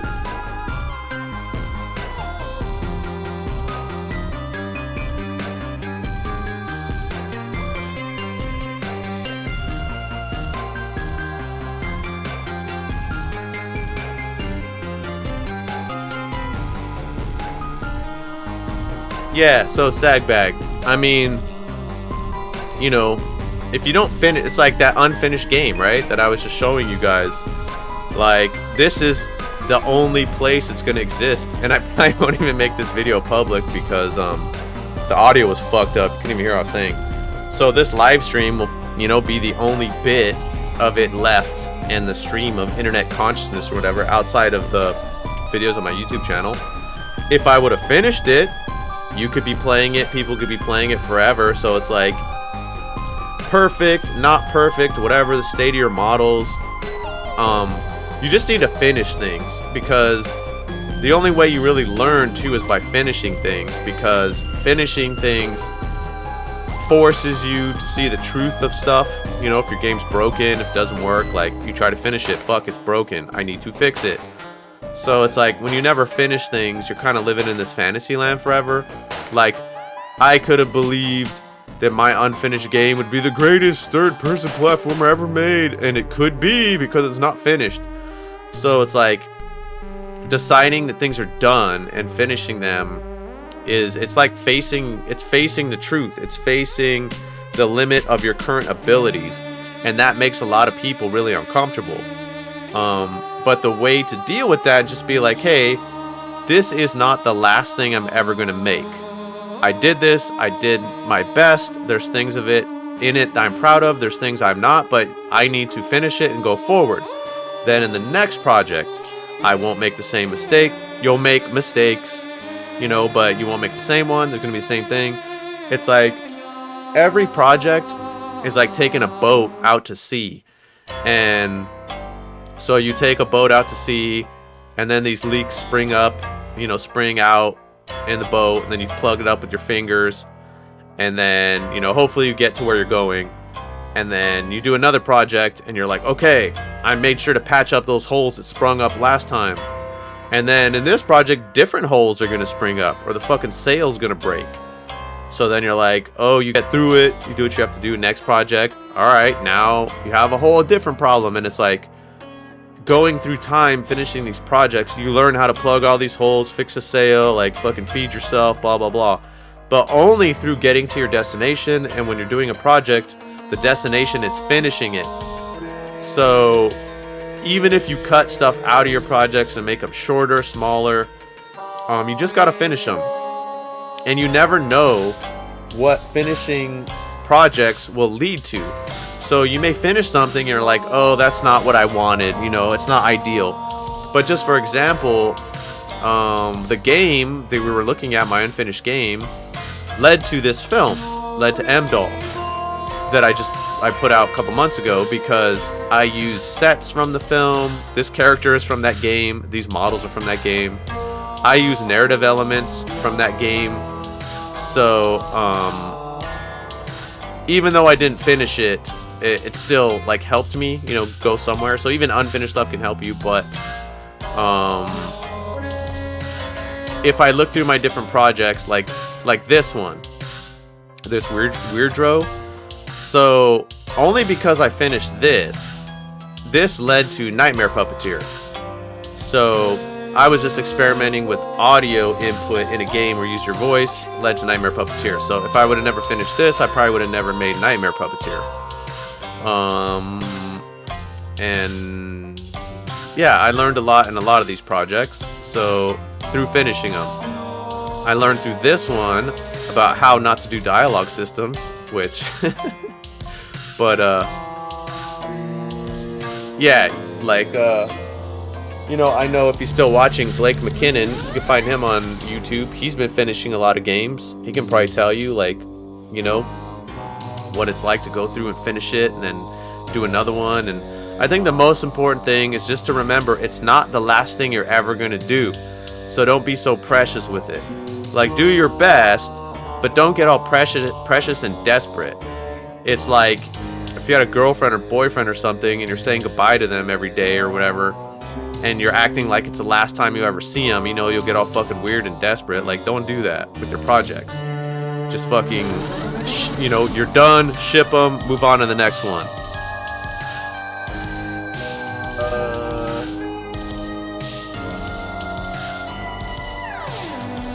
Alright, so, and yeah, just finishing things, it doesn't matter what they are.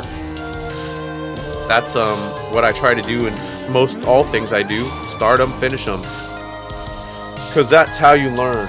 So yeah, I don't think whoever watched this, you're the only person to see this live stream, because I'm not going to make it public because audio was fucked up. So thank you for watching and listening. I hope this is helpful to somebody out there. And if you have any projects you've done that you want me to check out or whatever, feel free to send them to me.